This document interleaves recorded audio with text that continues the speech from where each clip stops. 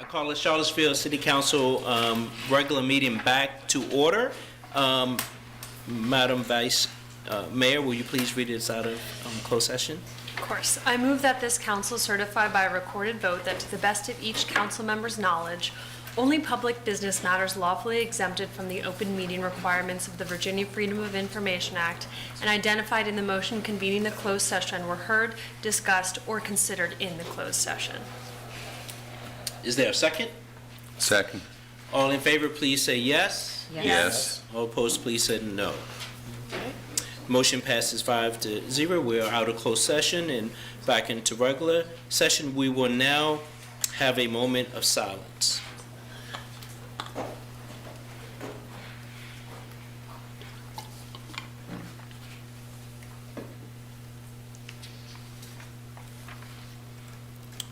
Thank you. Are there any announcements? One announcement, just that there are a number of boards and commissions with vacancies. Applications are currently being accepted through May 1st. The next cycle of appointments is scheduled for May 18th. Some of the boards and commissions with existing vacancies are the Board of Architectural Review, Board of Zoning Appeals, the Charlottesville Affordable Housing Fund Committee, Charlottesville Redevelopment and Housing Authority Board, Citizen Transportation Advisory Committee, Historic Resources Committee, Housing Advisory Committee, and a number of others. So if you are interested in city issues and looking to get more involved or have a more direct impact, you can Google Charlottesville Boards and Commissions and apply through that portal. And again, the deadline is May 1st. Thank you. Tomorrow is April 21st, Election Day in Virginia, so please be sure to get out and vote. There's a sample ballot on the registrar's page on the city website, as well as other information about how and where to vote. So if you haven't done that yet, please make sure you do that by tomorrow. Other announcements? If not, we have one proclamation for today. It is for the Charlottesville Filipino Spring Festival Day, whereas the month of May is recognized nationally as Asian American, Native Hawaiian, and Pacific Islander Heritage Month to honor the history, contribution, and achievement of these communities in the United States, and whereas Charlottesville Filipino Cultural Association was established with the mission to serve, unite, and celebrate Filipino community in the Charlottesville area and in the surrounding region, providing a vital network for both long-standing residents and new immigrants. And whereas the Filipino community in the Charlottesville has a rich history dating back to the 1960s with many pioneering members, now in their late 80s and 90s, continue to serve as pillars in our city. Whereas the Filipino community has made indispensable contributions to our local economy and well-being, particularly through their dedicated service in the medical and nursing profession, as well as in the hospitality and small business areas. Whereas the Filipino is an archipelago. I was working on that beforehand. Of thousands of islands, boasting a vast array of subcultures and dialects, and the inaugural Charlottesville Filipino Spring Festival serves as a bridge to unite these diverse communities while inviting the broader Charlottesville community to engage with the Filipino culture. Whereas a festival will be held at X Art Park will showcase the vibrancy of the Filipino through traditional dance, music, cuisine, featuring performances and vendors from across the Commonwealth, including Virginia Beach, Northern Virginia, while highlighting local diversity by hosting Charlottesville-based Black-owned businesses.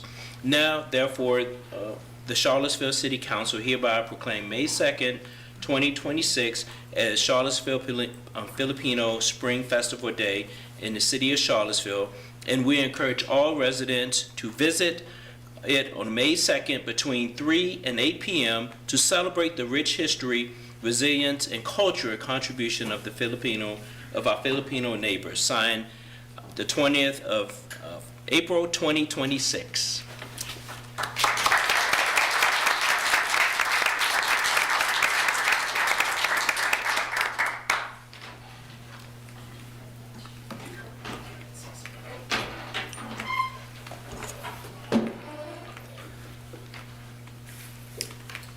Thank you, Mayor Wade. On behalf of the Charlottesville Filipino Cultural Association, I'm honored to accept this proclamation recognizing our inaugural Filipino Spring Festival. We are grateful for the city's recognition and support. It means a lot to know that our efforts to serve, unite, and celebrate are seen and valued. Maraming salamat.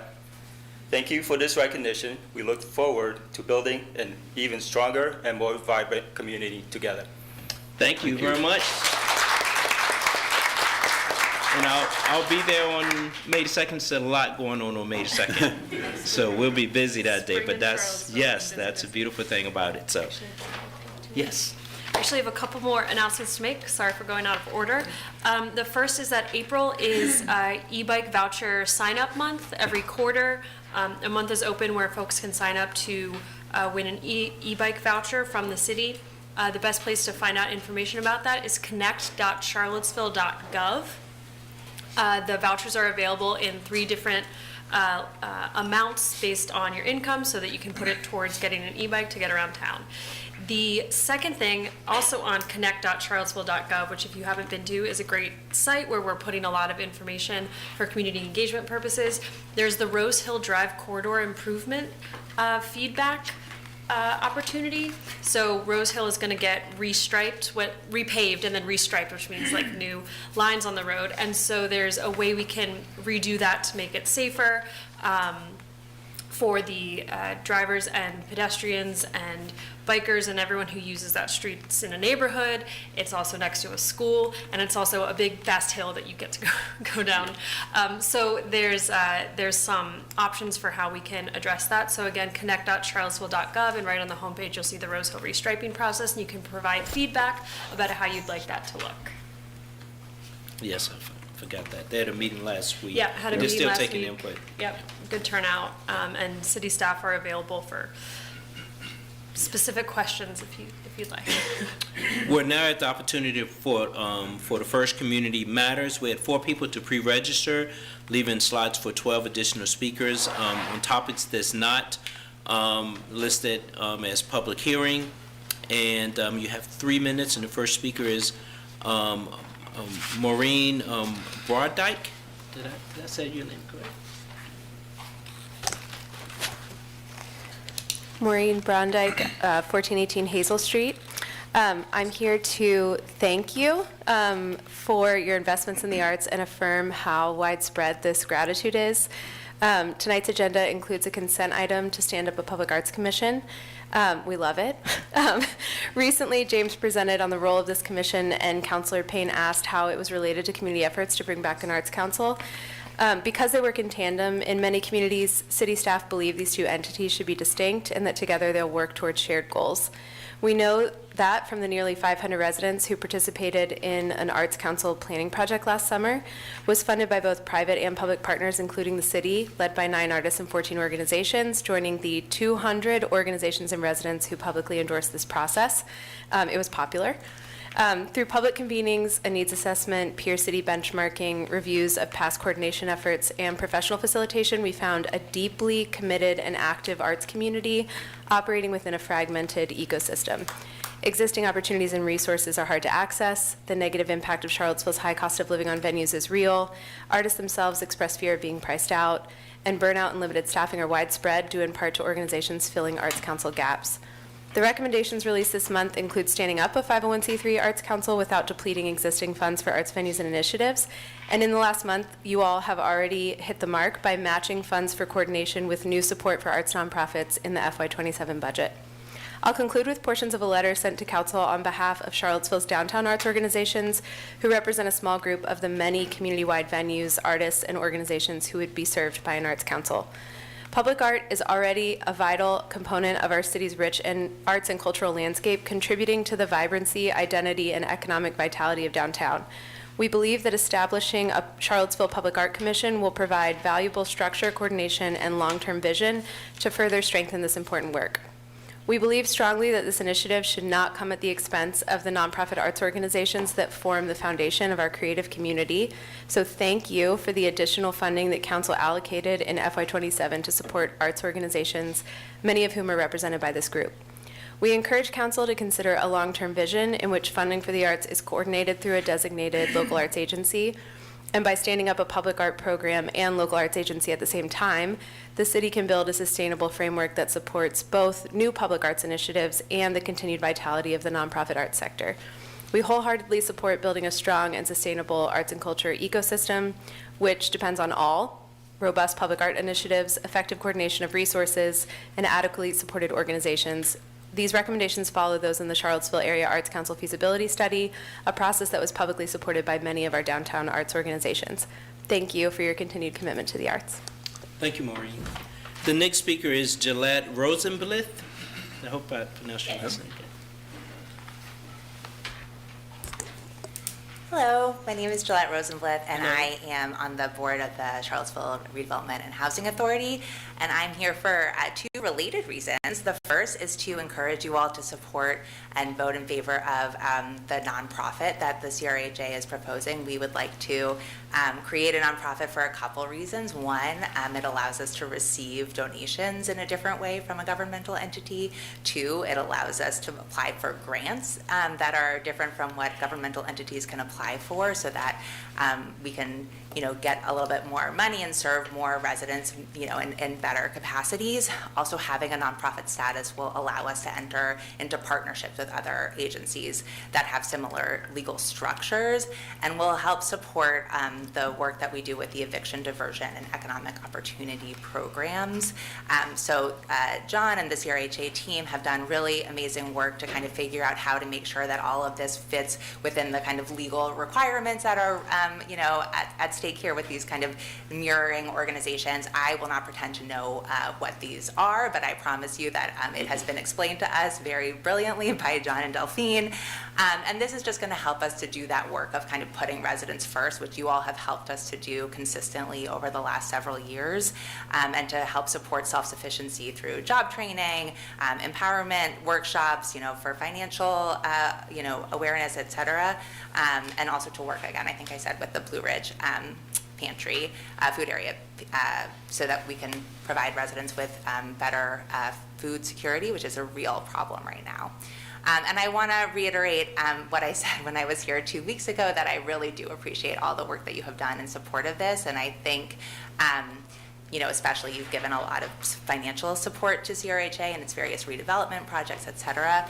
And I think that unless we kind of listen to residents about kind of the concerns that have arisen around the two developments, that this work is going to only be halfway done, right?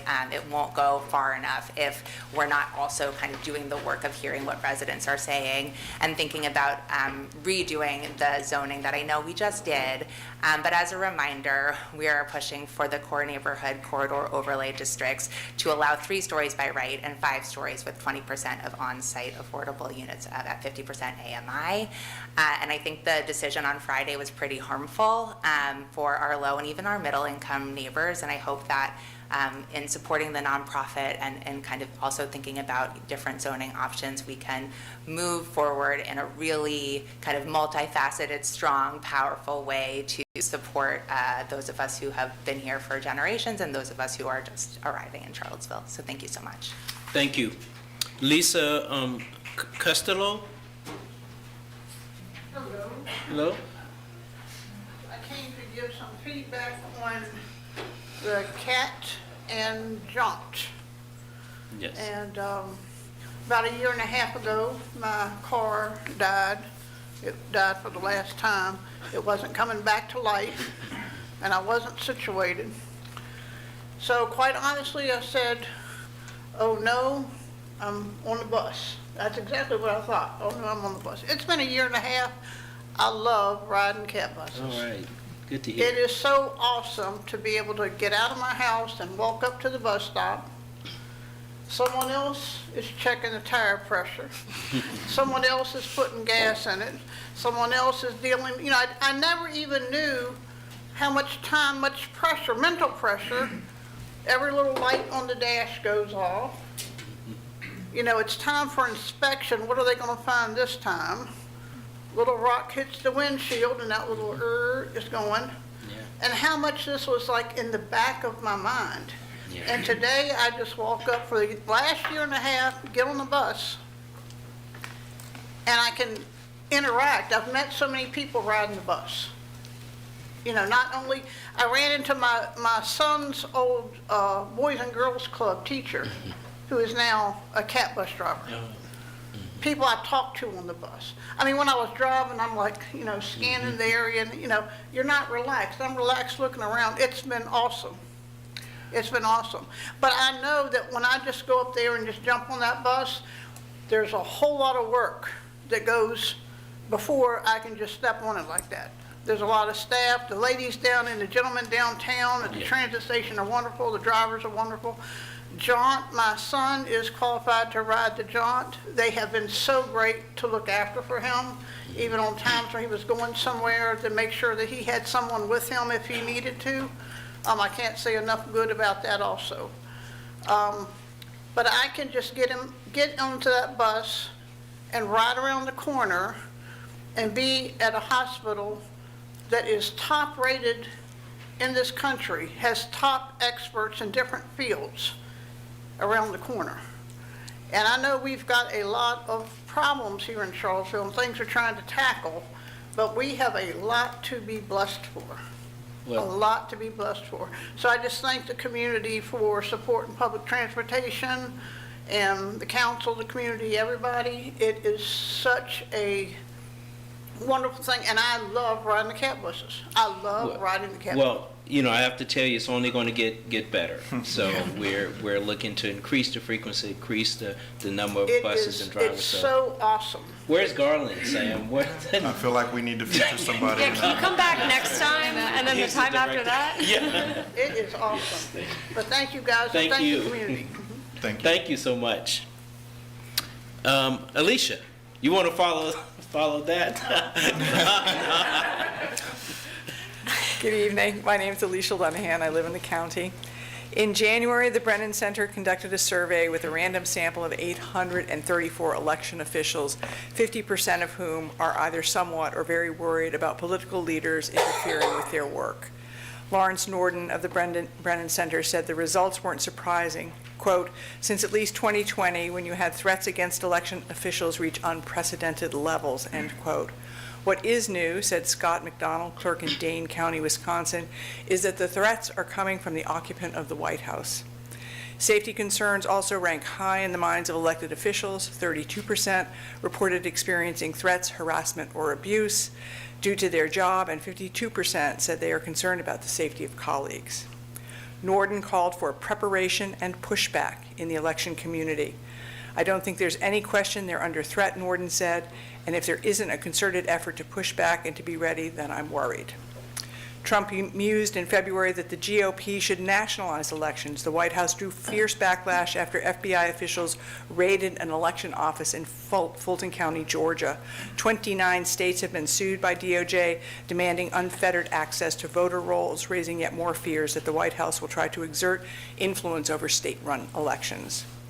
Last week, Senator Mark Warner went so far as to say that he is terrified that this administration is going to try to create some incident that can allow federal intervention. Quote, Trump has said he wants Republicans to take over elections. We've heard from his former Secretary of Homeland Security say we want the right people to vote for the right people.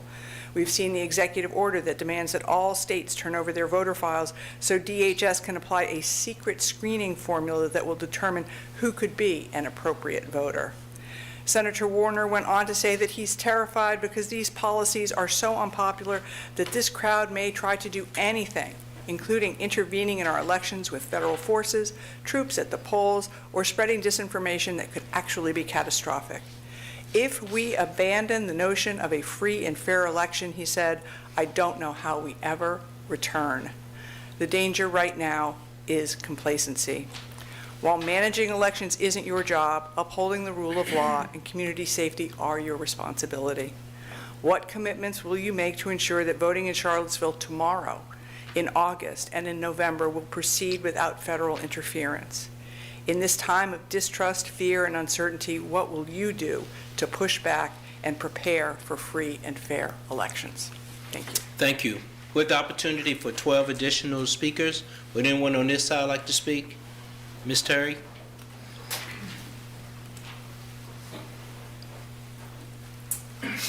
Hey everybody, Hello? my name is Terry Tyree and I wear many hats, but today I'm here as the president of Charlottesville Community Resilience Center and a member of CLIC. Tonight I want to start by acknowledging this in lieu fee study confirms what our community has been saying all along. It confirms that displacement is real, it confirms that the student housing is putting pressure on our neighborhoods, and it confirms that allowing developers to pay fees instead of building affordable housing is not working.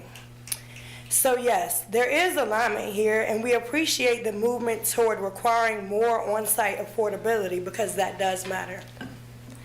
However, we cannot continue to center developer feasibility over community stability. We cannot keep allowing buyouts in place of real housing, and we cannot remove protections without guaranteeing that the people put most at risk will actually be protected.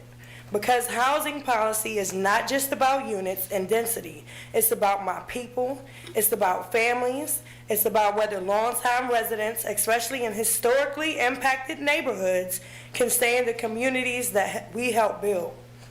Right now, the study leaves the door open for developers to opt out. It treats affordability as flexible, and it still does not fully center the voices of those most impacted. So tonight, we are asking you to go further, require on-site affordable housing, especially in high-impact areas, strengthen anti-displacement protections with real accountability, tie bonus, height, and development incentives to guarantee community benefit, and most importantly, create a process where residents are not an afterthought, but a driving force in the decision-making process. Because if the policy allows displacement to continue, then it will continue to not work. And if it does not protect the community, then it's not enough. Thank you. Thank you. Anyone in the center like to speak? Anyone in the center? Anyone over here like to speak? There'll be opportunity at the end. Back over here, Rory.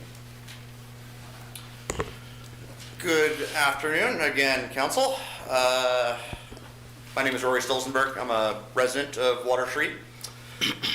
I guess I'll apologize in advance for my brashness. I've spent about 20 hours this weekend looking at a spreadsheet.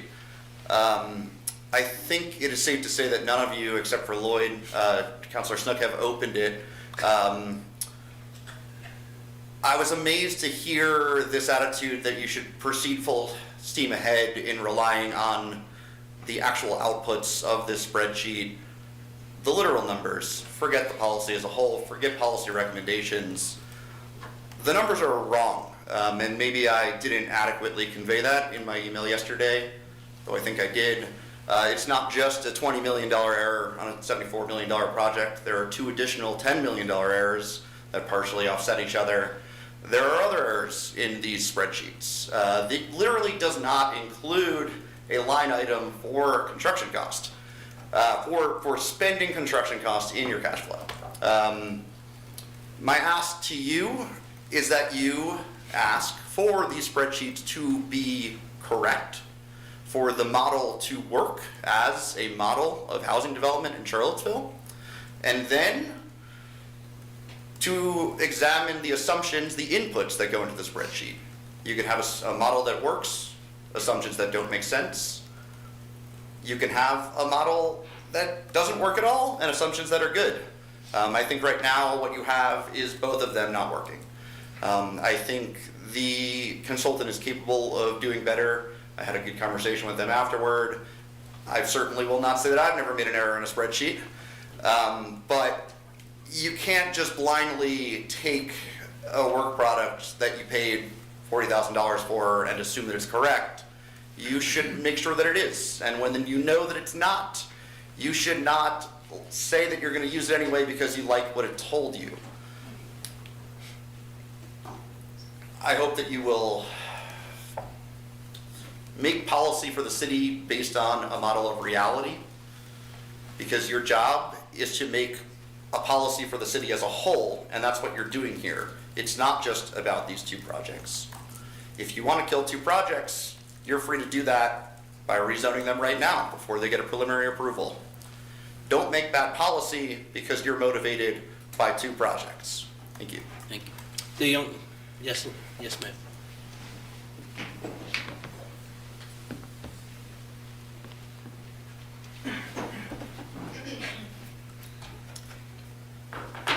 All right. Hi, guys. Hello. Sorry my voice is gone, but my name is Abba, and I'm here on behalf of Friends of FAR.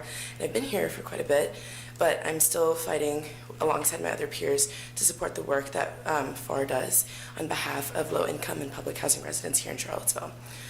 So I will be graduating in a couple of weeks, and before this meeting, I reflected on my time as a university student and my work that I've done with FAR since my first year. And I kept returning to this quote by Martin Luther King, stating that the arc of the moral universe is long, but it bends towards justice. And over the past 4 years, through my involvement in Friends of FAR, and by learning directly from the community members and leaders, I've witnessed that arc in motion, which is slow, uneven, but real. However, I am not naive. An arc does not bend on its own. It bends because people demand it to, and because communities organize, speak out, and refuse to be ignored. And yet I've sat in countless numbers of these meetings where residents, professors, students, and concerned community members have been begging, pleading for you guys to take meaningful action on the current expansion of student luxury housing. As a student, I feel the responsibility to name my institution, UVA, and the role that it plays in shaping the city. When student housing is built at a luxury price point and placed in or near low-income communities, it does not exist in isolation. It drives up costs, shifts neighborhood character, and places an additional pressure on residents who are already navigating these systemic inequities. In my public health classes, we engage with the principle of recognition justice, the idea that decision makers must acknowledge and value these voices, histories, and lived experiences of those most impacted by the policies. And right now, that principle is not fully being realized. I urge you to listen to CLIC's priorities for core neighborhood corridor overlays, as Ms. Tyree and others have repeatedly claimed. I urge you to do so. And I know you were recently in a work session about this, but a half-mile radius may look small on paper, but in practice it becomes a powerful tool, one that can justify encroachment and extend institutional reach into communities that did not create these pressures. These are not abstract planning decisions. They are changes and choices that shape who gets to remain, who is pushed out, and whose voices are truly heard. Working with FAR has taught me this. So if we believe that in the arc that Dr. King spoke of, then we have to ask who is helping to bend it and who is holding it back. Justice in Charlottesville cannot be a long-term aspiration. It must be reflected in the decisions that you make now. Listen to residents. Center their voices and their experience. Take action that protects these communities who've called these cities home before these pressures have intensified. Thank you. Anyone in the center like to speak? Thank you all so much. We will have another public input process at the end. We will now go with the consent agenda. Madam Clerk, will you please read the consent agenda? Consent agenda, number 2, minutes, April 2nd budget work session, April 9th special meeting. 3, resolution to appropriate $100,000 for utility line remediation facilitation, second reading. 4, an ordinance for the public art program, and that includes an ordinance to establish the Charlottesville Public Art Program, second reading, and resolution to fund the Charlottesville Public Art Program, $50,000, second reading. 5, resolution to appropriate funds from the Charlottesville City School reimbursement, one of 2 readings. 6, a resolution to approve a funding agreement for LEAP 2025 to 26 Solar Readiness Program, a minor amendment to the city's annual action plan in the amount of $18,576.72 in Community Development Block Grant funds previously approved by council. 7, a resolution authorizing a temporary installation of art on the downtown mall by Service Dogs of America of Virginia. 8, a resolution to appropriate $115,443 in Woodland Drive Performance Bond Funds, one of 2 readings. 9, resolution to appropriate $18,564 received from the Library of Virginia Circuit Court Records Preservation Grants Review Board, one of two readings, and this has a request to waive the second reading. 10, a resolution for FY26 Charlottesville Affordable Housing Fund Grant Funding Award, $823,000, one of two readings. And 11, a resolution to approve the city's participation in the proposed settlement of opioid-related claims against 6 remnant defendants and directing the city attorney to execute the documents necessary to participate in the settlement. And I would just highlight for any community members that are interested, the consent agenda includes our Charlottesville Affordable Housing Fund awards, which includes over $800,000 for affordable homeownership through Habitat, as well as numerous investments in critical home repairs of older affordable homes. So just if anyone's interested in our investments, can check that out. But that said, I would move to approve the consent agenda.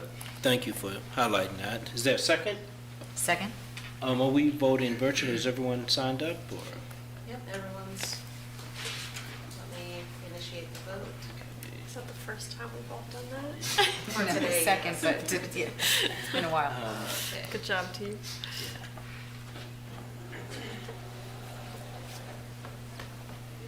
Okay, so the motion passes.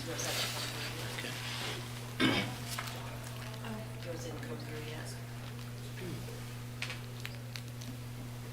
Said yes, you said- Still didn't go through? It's a yes. Right. Yes. Okay. She spoke too fast there, but it did come up. But anyway, so motion passes 5-0. And we are now at the city manager's report. Remy is going to pull up my slide deck, but we have a couple of announcements as well. Roman, you want to go first? Yes, good evening, councilors and members of the community. Just wanted to remind everybody that our internship program, KUP, is still accepting and currently recruiting host organizations to host our youth, and they'll be doing that through May 15th. So if you are an organization or a business that don't mind being a mentor at no cost, which will then build a stronger community, we are looking for you. So just wanted to make sure that the community was still aware of that. Thank you.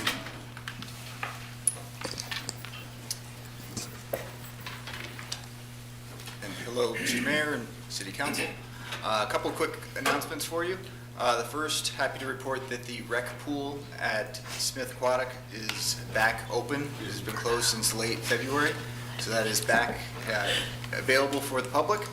And then the second item is announcing Family Bike Day on Sunday, May 3rd, 1 to 4 at McIntyre Park. There will be free helmets and fittings for the first 150 kids. Blue Wheels Bicycles will be providing free bike safety checks, and you can try out our e-bikes from the local e-bike lending library. I thought you were going to say that. I I've been told that. Well, I will add that May is Bike Month, and we are making that announcement on the 4th, which is our first meeting. But Family Bike Day is the day before that, so thank you for covering that. Oh, good. That's fine. That's why we make sure we try to back you all up. A couple other things before I get into this slide deck. Abby Matthew Wade, our Economic Mobility and Opportunity Special Assistant in the City Manager's Office, is partnering with UVA Center for Community Partnerships to host a community data walk at the Carver Rec Center on Thursday, May 7th from 6 to 7:30. Residents are invited to explore local economic and mobility opportunity-related data and help shape shared definitions along the crisis to thrive continuum, which will help guide future efforts being led by Abby. This event marks the kickoff of a 2.5-year project funded by ICMA, that's the International City and County Managers Association, which all of us are proud members of. But this is an opportunity for us to bring resources to this community that are paid for by other people, which, you know, I really have a special relationship with.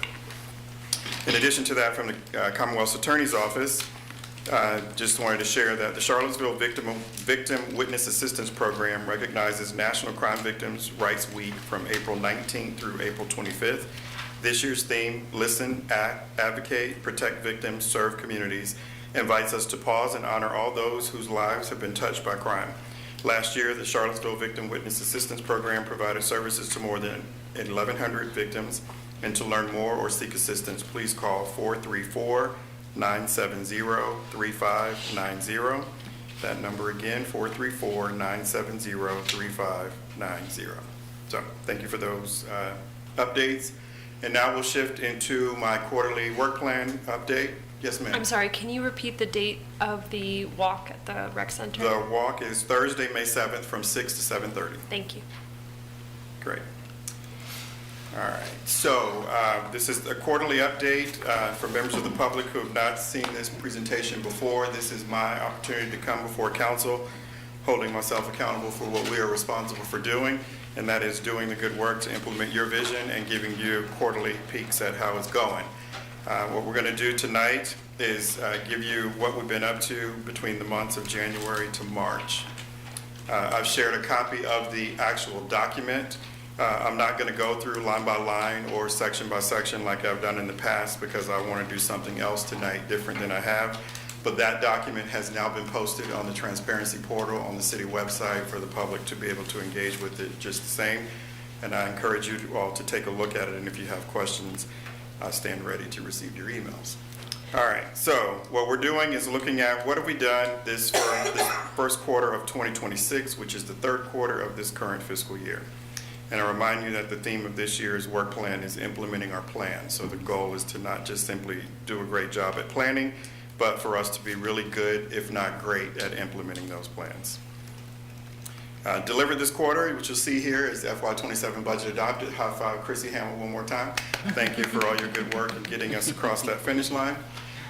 We have, you all received a presentation from our partners in the within our homelessness ecosystem. We labeled that Vision for Holiday Drive, for 2000 Holiday Drive. There's a follow-up conversation for you all on May 4th when they will return as a part of a work session. And in that moment, we look to be able to start asking additional questions that start to move towards figuring out what the operations of that facility could look like. In addition, we've created the Economic Mobility and Opportunity Plan. As you just heard, Abby's doing her walk. That walk initiates that 2.5-year period of work that we look forward to being able to bring resources to our community.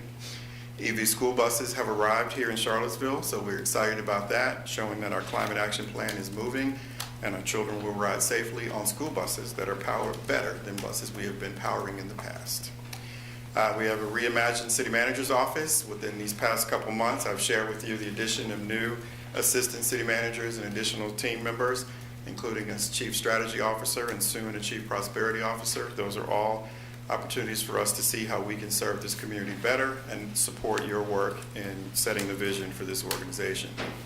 I also am happy to report that we have a new police contract and fire department wage reopener. Both have been signed, therefore setting up FY27 compensation for both of those departments as an agreement, which is always a good thing to be able to accomplish.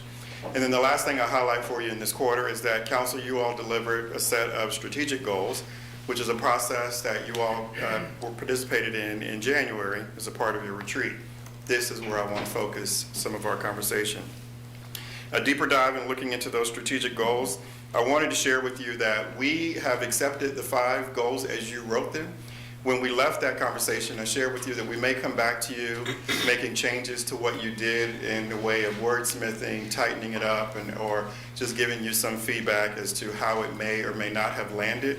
What I'm actually doing tonight is thanking you for the good hard work. I know it wasn't always comfortable because some of you had a real problem with, are we really doing something here or are we doing something all over again? But I appreciate the fact that we did take these 5 strategic goals, shared those amongst ourselves first and foremost, and then took it to members of our teams to make sure that we got to get their feedback. Not only did I take it to our lead team, which is made up of about 35 individuals who lead various departments, but we took it to the extended lead team, which is about 80 individuals that goes down another level or 2 within our leadership structure. And in all of that, we were able to have really good conversation about why the 5 goals as you presented them work for us. What I want to do tonight is just show you that those 5 goals as you wrote them, how we've internalized them. And that shows you that we've already put them to work. So you don't have to do anything else about these 5 goals. Your work is done. Thank you. So let's take a look at how well you did. So goal number 1, We maintain accessible public engagement to educate and connect the community to inform decision-making. That's what you said you want us to do. We broke this down using the consultant that has been advising us along the way, looking for keywords that mean something and helping the team understand what is the why behind all those various words. The simple summary is this goal protects consistent, inclusive engagement that actually shapes decisions, not just outreach. We've heard you, and this is what we're already doing. We've added a position of Assistant Director for Public Engagement. That position has now been filled. Osei Akin-Lotan has been hired and is working already in that space of making sure that our team really prioritizes public engagement as not an option, but a requirement. And then we've had a soft launch of Connect Charlottesville, as you all have had various references in this meeting this evening already about how we're using it. Yes, ma'am. I just wanted to give a thumbs up for the Rose Hill engagement session that happened at Carver Rec Center last week. One of the pieces of feedback we've heard from residents about why they're not able to participate in engagement is, it's happened at dinner time, or they have to leave their kids somewhere, but there was both food and kids running around at that event, which was part of why it was so successful. And we're reimagining how we do what we do so that we can appreciate that that's what's needed. Do more of that. Next item, we turn plans into reality to meet all residents' needs. And we just basically accept that as we do the thing that we say we're going to do. So in looking at that, the simple summary is this goal protects execution, discipline, and equitable delivery, not just planning.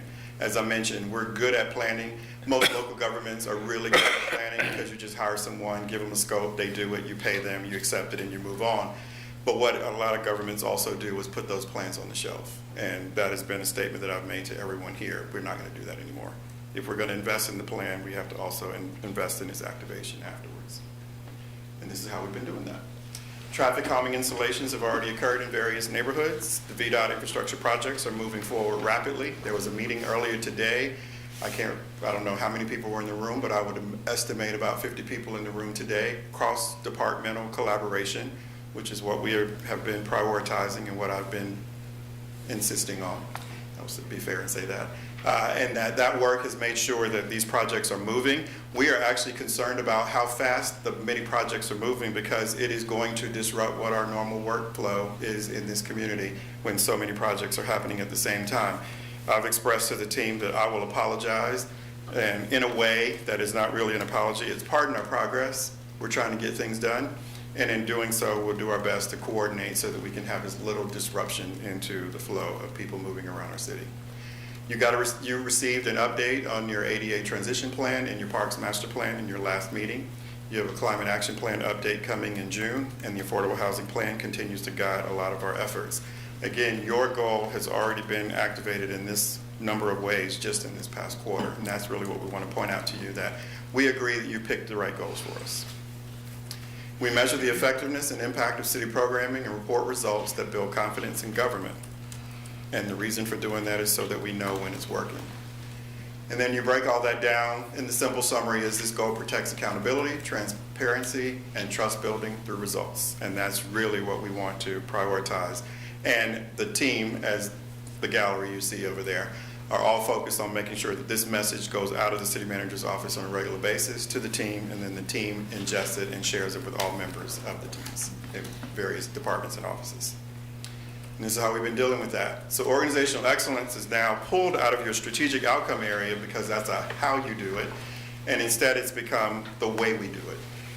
A lot of our conversation has been around helping our team appreciate that there are 4 pillars under organizational excellence, and it's openly discipline, it is strategic advocacy, it is empathy, and it is empowering. So those are 4 pillars that we are trying to live by. We are modeling that behavior now. This team right here has gained an appreciation for that term and those pillars, and we're now working with our team members to roll that out to them, asking them to begin to pick that up, and by the end of this year, they will be sharing it with their team members just the same.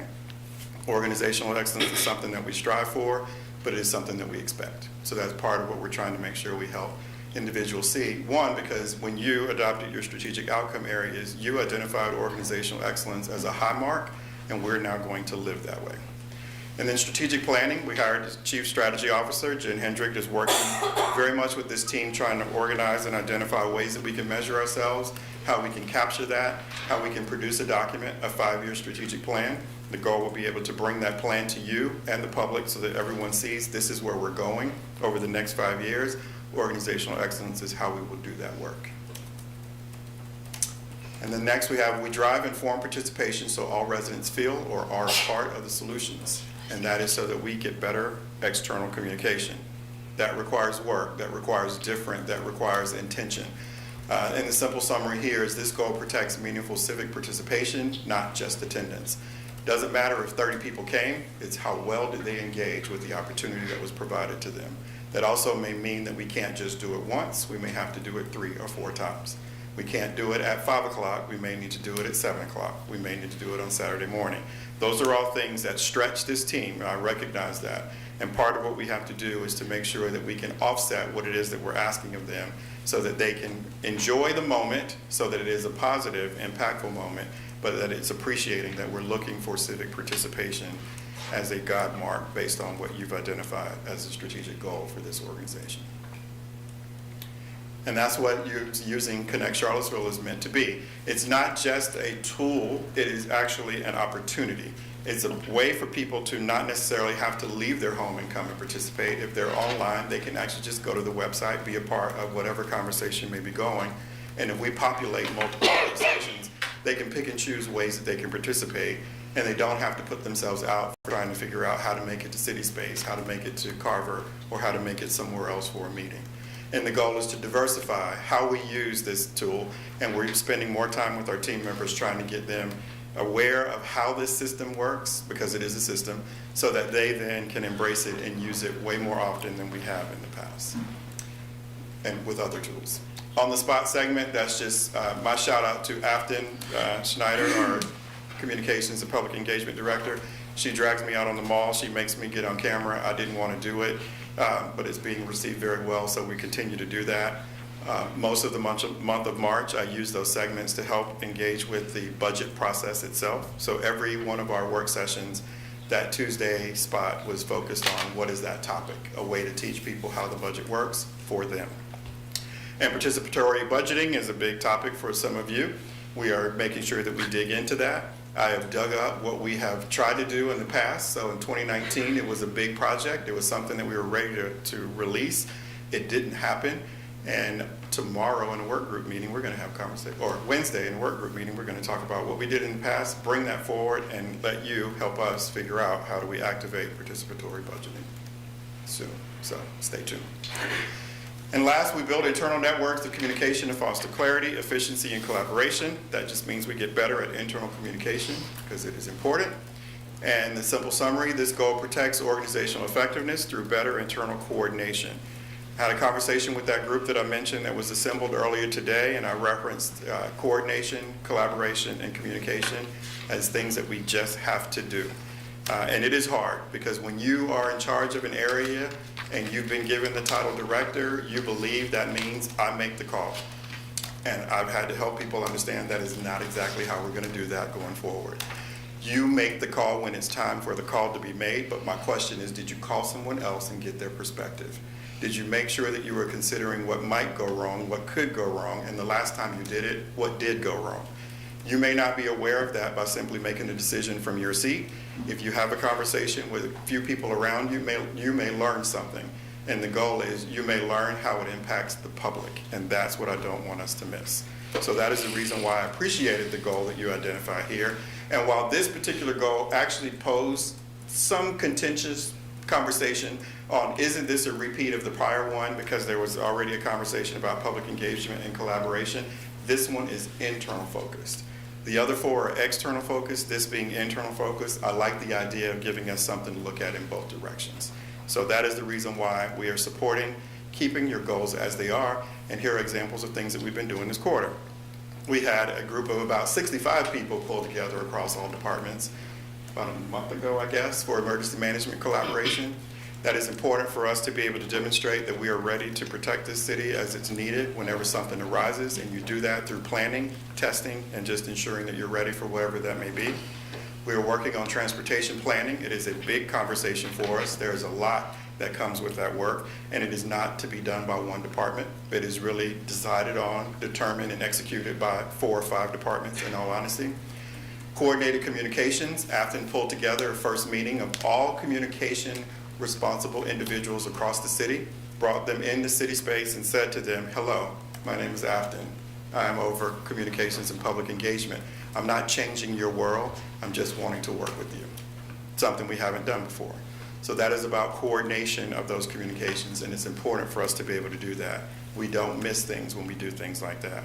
And then city strategists remain available to our strategy officer. This is something that we branded our team when we pulled them together to talk about long-term strategic planning, giving them a title, giving them a brand, and giving them an assignment. And that assignment is that they will return and they will give us feedback, they will analyze, and they will report. And that's what we're looking forward to as we build out a 5-year plan and start reporting to you the progress that we're making on that work. Because that's your vision, to be a place where everyone thrives. In my mind, the 5 strategic goals have risen to a level that allows us to focus on the things that matter so that we can help you deliver on that vision. It is meant to be aspirational as a vision, but it's my desire for this team to work hard every single day trying to implement it. So with that, I'll say, any questions? Thank you. Great, very detailed. Any questions? Mike? Thank you, sir. All right. Well done, sir. The next item on the agenda is the first action item. It's a public hearing and resolution to authorize execution of a right-of-way agreement and utility easement at Dardentown Park. Mr. Anthony. Good evening. Good evening. Mayor, Vice Mayor, Council, this is John Anthony, Director of Parks and Rec. Today, bring you forth a public hearing and a resolution. But first, I also would like to invite Jim Barbara, the Park Superintendent of the City County, if you have detailed questions about the project, since the county operates the day-to-day operations out in Dardentown. But I would like to request approval to authorize the city manager to execute a right-of-way agreement with utility easement with Dominion Energy. Per our agreement in 2007, the Dardentown Park, it is a joint agreement, a joint park that we share, but in the agreement it states that if there is any portion of that property going to be sold or easement, the county has to bring it forward to the city, and the city will have to have a public hearing, and this is why we're here today. The project talks about extending an electricity service near the Lewis Clark building to install a new prefab ADA compliant restroom. Again, with details that you really want to know, I would invite Jim up to speak about the details of the project. But staff would like to recommend the City Council approve the easement agreement with Dominion Energy of Virginia. If you have any questions, please let me know. Thank you. Any questions from council before? Are we ready to open the public hearing, or you have some more staff person? No question from staff. Council. I will open up the public hearing. Would anyone like to speak on this from the public? If not, I will close the public hearing and see if council has any questions. If not, I'm open to take a motion. I have no questions. May I get a motion to support this? I'd move approval of the resolution. Second. Okay, there's no further discussion. We will take a vote. You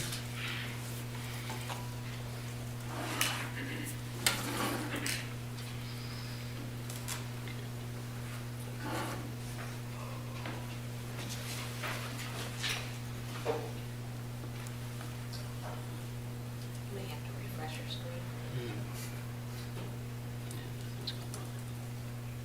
do it. Yes, yes. There we go. Motion passes 5-0. Thank you very much. Thank y'all so much. The next item on the agenda is a resolution to approve a Excuse me, business Mayor Wade. light. I'm so sorry to interrupt. Voice coming from over here. Item 11, Mr. King reminded me that it's somewhat time sensitive. Y'all voted on it in the consent agenda. And so he asked if it would be possible to waive the second reading requirement. This is the resolution to approve the city's participation in the opioid settlement proceeds. So it would require a motion to waive the second reading. Do we need to make a motion to pull it out of the consent agenda first? You've already voted on the consent agenda, so you've got that vote there. It's not necessary, just you need to vote to waive the second reading requirement for item 11. I would make that motion to approve item 11 by waiving the second reading via 4/5 vote. Second. All in favor, please say yes. Yes. Yes. All opposed, please say no. Thank you. Thank you. Todd, please. Todd will speak on the resolution for a tax refund of $94,169.79. Mr. Divers? Yes, sir. Mr. Mayor, members of council, thanks for having me. This is actually a continuation of the last refund I was here about. There's a quirk of code that only allows us to do a refund for the current and prior 3 years. However, the other locality that picked up the business decided to go back 6 years, which is what they're allowed to do. But I can't refund them. Jason and I can't refund them for the current or beyond the 3 years without going to the circuit court. So that's why the delay. We had to get permission from the circuit court to do what's called an ends of justice appeal. So essentially so that they wouldn't be double billed, because Albemarle County was going to bill them for the out years. I didn't have authority to refund the out years.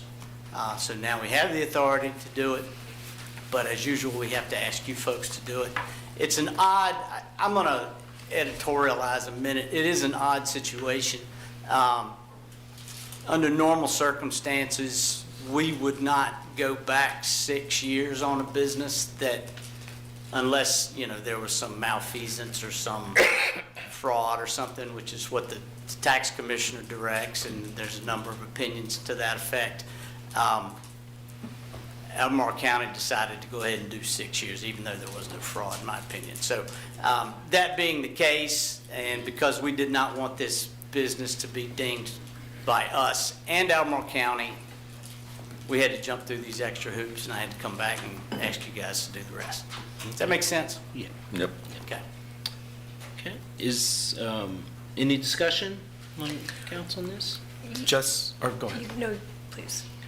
Just for the public's benefit, essentially, there's a business that owed tax in Albemarle, but Yeah, I'm properly sorry, I listed didn't- Charlottesville. Yeah, as- it was an out-of-town engineering construction firm that got a business license in the city of Charlottesville. All their accounting is done out of state. We have the records that they give us.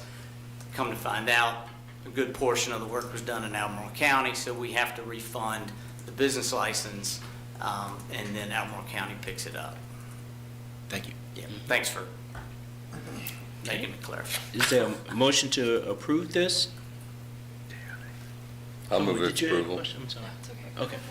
I'm sorry. That's I second. second. All in favor, please say yes. Yes. All opposed, please say no. Great. Thank you, sir. Thank you all. Have a good night. The next item on the agenda is a resolution to authorize a reallocation of $1,854,818 previously appropriated in the CIP fund into alternative infrastructure project with budget gaps, the first of 2 readings. And I have the next 2 items, and I like that applause thing that happened a little while ago, so hopefully I'll get it again. Maybe not, since we're spending a lot of money. Can we add, we should let people who speak to council choose walk-up music. Don't do that. Just a couple seconds. Because then you're going to make me have to decide what it is that I'm going to walk up to. It will be different every time, I promise you. Enter All right. Sandman. Maybe, we'll see. So this item is a resolution to authorize reallocation of prior funds that are no longer needed to support specific projects. It's $1,854,818. There are two projects that we are looking to have most of this money shifted to, with a small balance going to the CIP contingency fund. So I'm going to walk you through a couple of slides here. The Meadow Creek Trail, a long-discussed project. I should have said, Councilor Snook, cover your ears. I know we've been talking about this for quite some time. We've been wanting this project to be done for quite some time. It is not, but we are moving. We're getting it ready. Two of my friends in the back from Public Works are working very hard, Eric specifically, to try to get this project to completion. I just wanted to point out to you that this project budget is ballooned to $4.9 million. We have $4.8 million on hand, so we are short that math doesn't work. I did that wrong, but I'll fix it. The budget gap is $1.5 million to be accurate.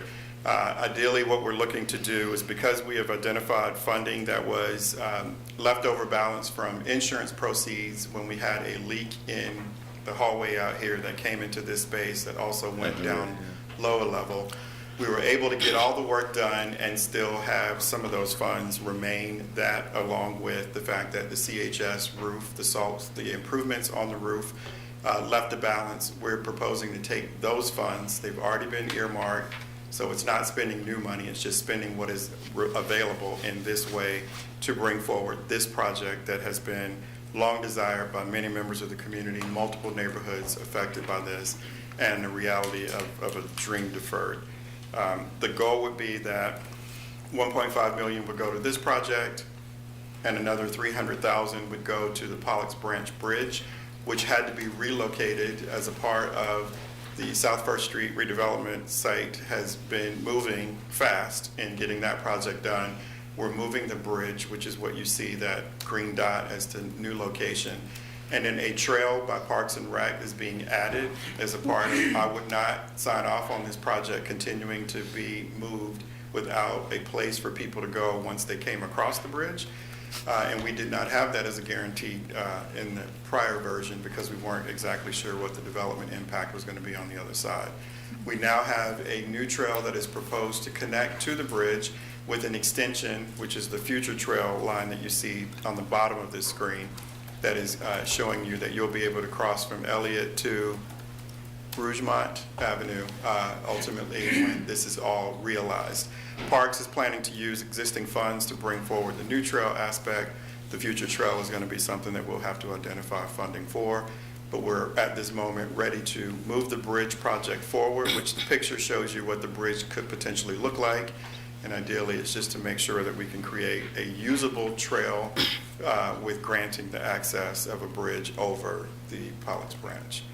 We have $663,000 on hand. $300,000 is what is the gap. The goal would be to use this $1.8 million to close both gaps, get both projects done, and hopefully Eric will bring them both in under budget, which is what he has tried to get done, and then we might come back and have you move that money for something else. So that is my recommendation, is that we approve the reallocation of $1.8 million in existing unspent CIP funds to fill budget gaps for project plan for Meadow Creek Trail, Pollux Branch Bridge. Any questions? The remaining $54,000, as I mentioned, would go into the CIP contingency. So now those two projects will be completed? Yes, sir. I promise you. And I'm not coming back to ask you for another dollar. And he has assured me he is not going to come back and ask for another dollar. But he can't guarantee that, of course, because we're still working with contractors to figure things out. I think we've heard those words before with this project. He can tell you I was not happy when they had to come back What's and the tell me. timeline? Go to add, probably May. And delivery of each one? Good ball. Meadow Creek Trail is going to be at least a year. At least a year. Meadow Creek? So we're looking for Pollux to start. Probably have bids due in August, and that'll probably be a 6-month project. Okay, both within a year, hopefully. 18 months. Let's say 18 months on both of them. How about that? So about the Appreciate it. time that I'm going off council, We will have a ribbon cutting that you get to cut that ribbon. How about that? I promise you that. Okay. if not, I'm coming back and cutting the ribbon anyway. I will meet you out there. How about that? We'll make sure, I think that is a fair thing, because I remember you talking about Meadow Creek quite often, so. But this is that moving things along. We've been talking about stuff, it's time to get things done. So, any other questions, comments?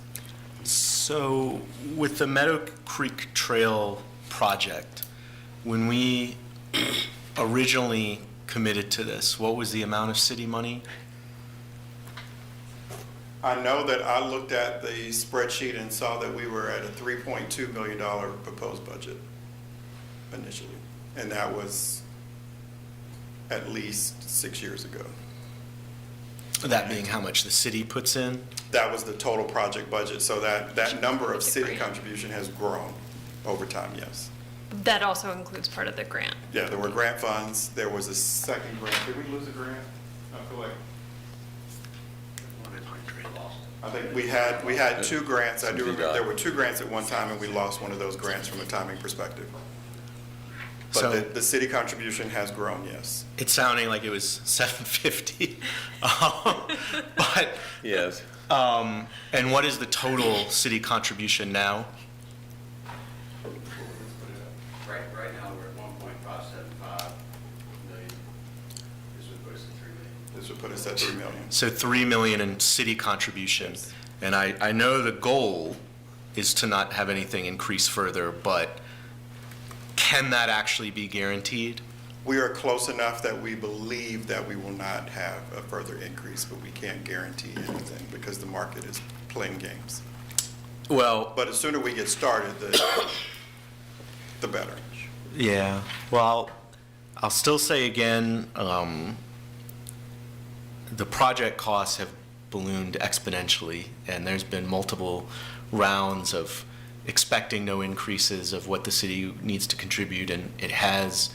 And I'm still not going to call it a boondoggle because I can see there are clear benefits of it. It's a great project in terms of it being beautiful, but I'm going to be completely honest, when I think about this level of investment that could be going to affordable housing or public health goals, or even if we just wanted to keep it in the world of transportation, other trail or bike projects that would get far more use, I feel like we've just sucked into something that got a little out of control, but I'll leave it there.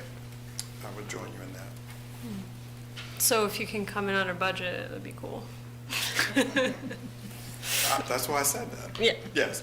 Yeah, seriously, I would just say that there's been a lot of focus on the idea of managing our CIP because we haven't always fully managed it. We put things in the CIP. Chrissy's tried to stay on top of it. She's asked for updates. She's about to do that process. Now that this budget cycle is ended, she's about to ask everybody to update where they think their scopes are, where their timelines are. That's a feature of the process. I think there's more work to be done in that process, which is why the three gentlemen to my left have all been given an exercise of working with their individuals who have line items in the CIP to make sure that they're accurate and that that update is real and that projects are moving. As you know, I'm not afraid to bring to you when it's necessary to cancel a project. I don't like that. I don't want to do that, but I also don't want to continue to carry projects that are not deemed good projects. And at this moment, we still consider this one a good project, which was weighted. I considered it because that's a big step up. And they can tell you I wasn't happy when I heard that this was how much we needed again. But we won't be coming back because I'm not coming back. And, sorry, just one more question. I know this has been explained at previous meetings when cost was still lower, but what is it that's driven the cost up so much more than what was anticipated? I mean, do you have any, Mike? I will just say time has been a big factor. We have had time as an issue. Also know that we have shifted all of our project management to the Public Works Department, and with that, we've gotten better numbers, better plans, and from that, it comes at increased cost because we may have missed some things in some of our early work. That's part of the fix. Too many of our projects are out of whack budget-wise. There are multiple contributing factors, but some other things. Yeah, well, it's been a very tough time in the construction industry over the last 5 or 6 years. I think that's universal. There were a few items that we identified in our original bid package that we've addressed that should bring the price down a little bit. So we're trying not to chase that escalation. We're trying to do a little value engineering so that we come out even. That's why I'm a little more confident than I think I would have been in the past about us coming in on budget. Some material selections that we clarified, and we made some additional changes in our bid package so that there's more information about the geotechnical situation along the trail, which we identified as a question mark for some of the contractors who bid previously. So, you know, there's a lot, but yeah, I think we're doing our best to address the escalation, but escalation in the construction industry right now is a little bit out of control and has been for a while. And, you know, we have to just choose where we want to draw lines. Thank you. And I'm also reminded that we'll be coming back with another item in regards to the VDOT money because it was never appropriated, mainly because we were still trying to figure out what the gap could be to help you fill it. So that item will be coming. That is not any additional money going to the project. It's just making it possible for us to spend what VDOT has contributed to it. Did you want to take these one by one? Yes. So we have the option of this to vote on it tonight or defer it to, for the second reading on May the 4th, which we can put on the consent agenda item. What's the board's pleasure? The council's. If it's not time urgent, I would say just have a second. Is it? Yeah, I would agree. Consent agenda for May 4th, is that okay? Yep. Sure. Thank you. All right, thank you. There's that. Thank you, Rory. I appreciate it. I was waiting on that. All right, Remy, pull that one back up for me. There's more.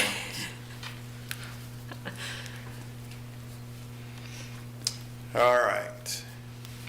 Next is CIP Contingency Fund Action Item. So this item, I'm requesting that you authorize the expenditure of $4,555,000 from your CIP contingency fund. That fund today has a balance of $20.3 million. I start with an acknowledgement of that fund being what it is. I remind you and the public that this is one-time money versus recurring resource money. And so it is meant to help us close gaps, address spontaneous priorities, and fill holes that are created in critical areas that are not captured in an annual budgeting process. So it's always good to have surplus so that you can close gaps. But I just share that with you all because we need to make sure that people don't get this confused with money that we can do other things with because it is one time in nature. When we spend it, it's gone unless it's replaced. Half of this balance has been potentially identified uses that we want to make sure that we make it possible for us to remain nimble. We have heard from various partner groups and made up of community members that we want the city to be nimble enough that if we were to take down a property or to preserve naturally occurring affordable housing, some funding needs to be available for that. So that is the reference that I'm making to you and what some of that money could be used for and why I'm considering it not available for us to use. So that is there for a couple of different projects that could come to pass. $8.5 million was added as a part of your FY25 surplus. That was brought to you a couple months back by the finance director. And again, these funds are an accumulation of not spending some of our budget in prior years, things coming in under budget, and a variety of other contributions that led to those funds being a fund balance and therefore transferred to the CIP contingency.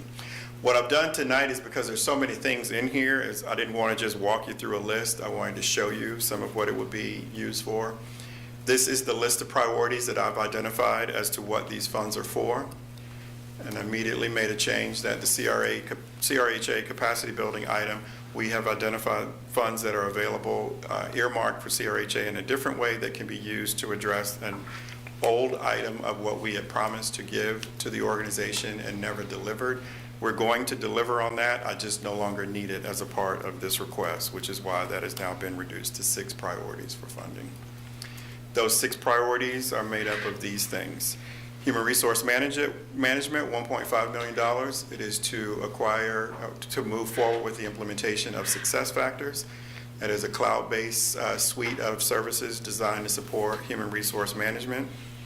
I've referred to modernizing human resources since I've been here in the 5 years that I've been here.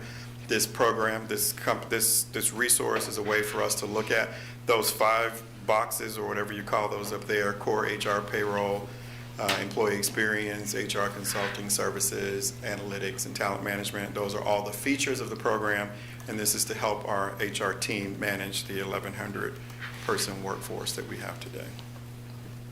Pedestrian infrastructure, $1,095,000. This is focused on Highway 29 at Angus Road and Holiday Drive. As you all are aware, there was a fatality at that intersection last year. The goal would be that we would implement improvements that would ensure that that does not happen again. $1 million would be used to install a bus stop, some signal improvements and a crosswalk, and then $95,000 for lighting. Yes, ma'am. Does that include right-of-way acquisition? It does not necessarily include right-of-way acquisition unless we needed something for the bus stop, I would imagine.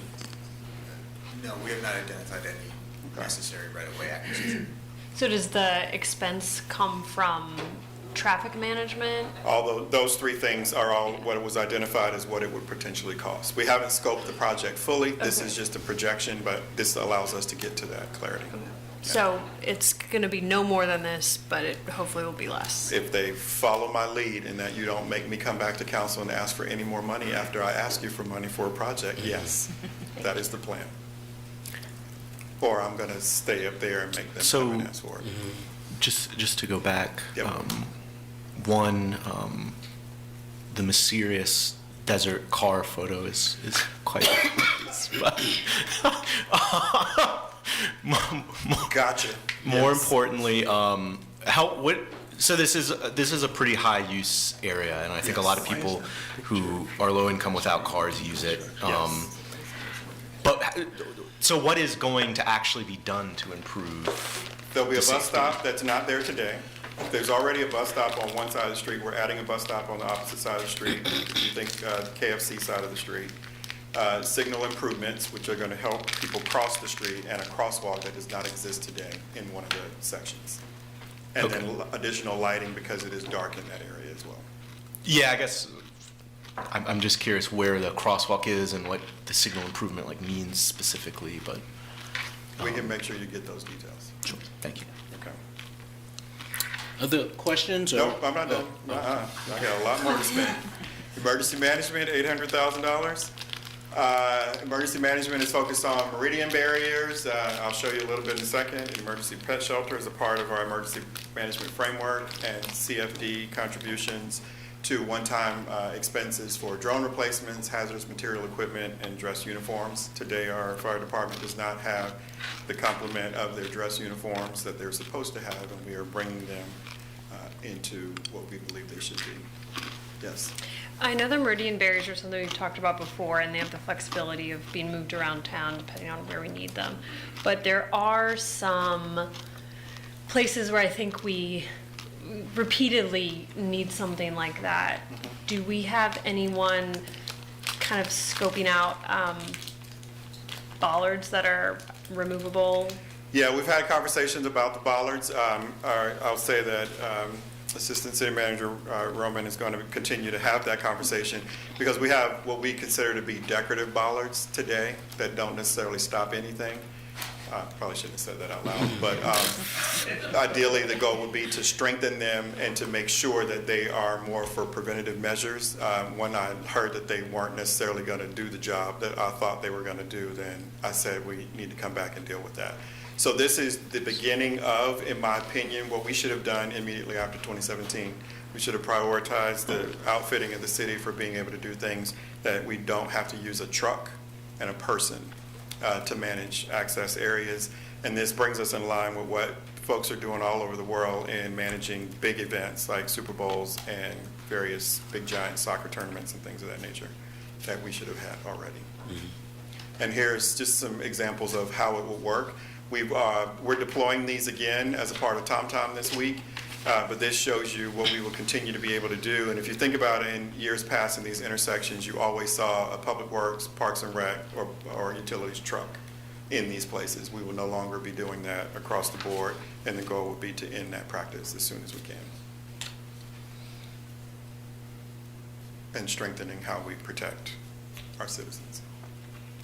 Snow operations, one of my favorite subjects, as you all know. $400,000 to be spent buying an additional loader attachment and a blower attachment. It allows us to be able to better manage some of the white stuff that we expect to come into our community from time to time. There'll probably be additional improvements in the snow operations space. We're going to give our team more time to kind of debrief on what we experienced with the addition of ice, and we know that that might mean that there's some other things that we'll come up with. So there may be a request in the future of leaving room for the possibility of that. But this is what they prioritize for us to go ahead and try to pursue now so that we have it ready for deployment next year. I just want to note that we got a lot of comments this past winter with, like, this is what Montreal does. Why Yes. can't you do that too? And I just wanted to point out that Montreal's snow budget is like twice the size of our entire city budget. And So a whole lot of other places like Buffalo and Chicago. Yeah, and so I've gotten we- some of those same messages. we hear the need for improved snow mitigation. We also understand we are not Montreal or This is the Buffalo. Charlottesville scale. That is Yeah. correct. Yes, and we'll do some other things. I'm sure that there'll be other things that we consider to be tactical improvements as we dig a little bit deeper. Strategic planning, performance management, and capacity, $310,000. These are some examples of the things that these are the things that we're doing with that money specifically. Finance Department cultural assessment, a procurement assessment, organizational excellence, which is culture setting for the whole organization. We need some temporary capacity in our plans review section. Our building official team, they need additional support, so we're working on that while we also work to fill vacant positions. This is to allow us to continue to do that work. Property maintenance fund needs to be replenished because we expended those funds as a part of this past snow season. And our housing program, as you well know, is a very complicated program and continues to get complicated. And we need to get some financial advisory services because we would have captured the errors in the formula if we had this available to us. So we would not have had the conversation that we had to have earlier this evening.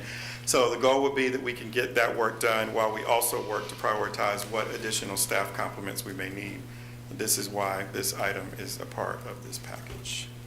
Public safety overtime, $300,000 to offset charges for overtime. Our fire department has been working overtime in being able to maintain the work that needs to be done. We had a structural imbalance in how we were managing for this item, as why we're left with this need for an offset. We believe we have corrected that for going forward. The goal would be that we wouldn't have to continually ask for this offset, but for this time, it's again a one-time request to balance things out within that department. So all of that together now totals $4,355,000. So that is the request, and I also see that the emergency management number was supposed to be $800,000, not $750,000. So that should be $4,405,000. So the recommendation is that you approve $4,405,000 from the CIP contingency fund to address the list of priorities identified in the agenda memo for this action item. With the amendment that number 7 is no longer a. Correct. And I would be asking you to move this to the consent agenda as one of 2 readings. Any questions from council? Yeah, what's with the HR software, the SAP, the SAP Yeah. software, is that then an annual fee that, No. how did it become a one-time thing? So that's a one-time for the additional cost for implementation. We budgeted for what we thought it was going to cost. Now we're getting updates as to how much more time is needed to make sure that we can get the full complement of the system, our team trained and fully deployed. SAP is what I refer to as our mothership. It is how we do everything. Everything is about SAP, and then we have OpenGov, which is pretty close to that. So using SuccessFactors is trying to lean into the mothership catalog of services and make sure that we can bring forward what we consider to be, best in the system that's available to us. Hopefully, we won't find ourselves with additional costs, but we know that we always have to plan for there's a possibility there will be. We'll try to budget for those instead of one time. Thank you. So you mentioned it, but I remain very concerned about potential to lose significant amounts of naturally occurring affordable housing as well as low-income housing tax credit properties with expiring affordability periods. I know after this, there'll still be, over 15 million remaining, but just again, highlight that as a concern. The only question with so there was that amount of money for the housing program financial Advisor, yes. Advisor, Advisory services, yes. Services. So our affordable housing plan, called for an increase of at least $1 million annually for affordable housing administration. That was never implemented. That's a yet to be implemented part of our affordable housing plan. I know there's a recent, almost completed housing program capacity study that recommended at least 5 new positions in order to be able to implement all the things we want to do. How does this interact with those, recommendations? Yeah, what this is meant to be somewhat of a stopgap measure. We'll be able to use PFM, that's our financial services firm that helps us with our evaluation of budget. They work closely with Ms. Hamill and her team. The goal is that we would also be able to access an additional section of their team which provides housing advisory services to other communities. They're working with either Arlington, Alexandria, or both right now in what is management of complicated programming. We're hoping to learn from them as a part of an extension of this assessment work, that we can actually get someone who can advise us on, if we had to go with those 5 positions as a recommendation, one, it would be nice to hear them say, we agree, you need that many people, and then they can help us order the priority of when to select, and then I'll be able to bring those forward as requests for future budgets. That's what I'm looking for this process to be, is to carry the assessment forward with someone who knows how to do this work, to advise us on how to go about doing that. Thank you. Other questions? We got a question about using CIP money for overtime, Yes. and we essentially use CIP for capital projects, but also as a piggy bank, essentially. So is that how this is being? Well, in that moment, because it's an imbalance that we don't have the ability to cover, we're believing that we've made adjustments by budgeting at a higher amount. That's what we did, a higher amount for the FY27 budget, because we knew that this was going to be a gap. So this is to fill that gap with one time, because we think we've corrected it enough that it won't happen again, or at least to that level. Okay, and then a kind of second part of that question was, why was there so much overtime? Yeah, it's just a matter of operation, managing the operations for what it is and what it takes. We're at the level of staff for what it takes if everything just works normally. If anything spikes, goes off the rails for extra work, then that's the reason why we start to incur overtime. We have a real imbalance with the amount of hours, time off hours, and trying to manage that with the current workforce. So that in itself contributes to it being a difficult thing too. So there's some fixes that we're working on, but now that we have collective bargaining, they now have to be negotiated. So that's part of the process for going forward. Okay, thank you. Okay, well, we'd like to put this on the consent agenda item for May the 4th. Is that acceptable? As amended? As amended. Yeah. Yeah. Yes. Okay. Thanks. Mr. Freeze? He gets no applause. You can have some. Of course they would. That's what my gallery made. I applaud.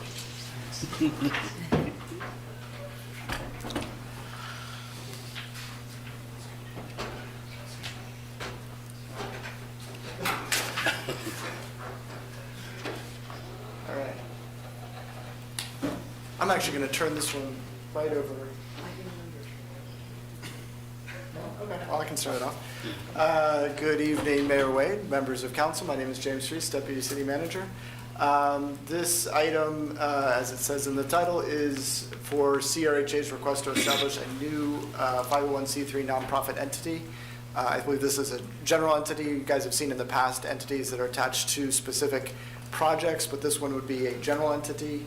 And Are you participating? Sure. Thanks. Yes, and as you heard in the public comment section as well, Madeline Metzler, Acting Housing Program Manager, Neighborhood Development Services. This would allow for CRHA to, the main impetus was to allow them to go for other funding sources, a 501c3. A lot of grant opportunities are only open to 501c3 nonprofits, so even though they're a quasi, like a governmental organization, and that just creates a little bit of a complication sometimes when you're going for funding opportunities. And it also will, as the public commenter mentioned, allow for more easily collaboration with other nonprofits when it comes to forming formal partnership agreements. And the CRHA board has already provided their approval for this item, and there's no financial impact to the city. We also have Mr. John Sales, Executive Director, here if you have any additional questions. But that is, I think, the bulk of it there. Yeah.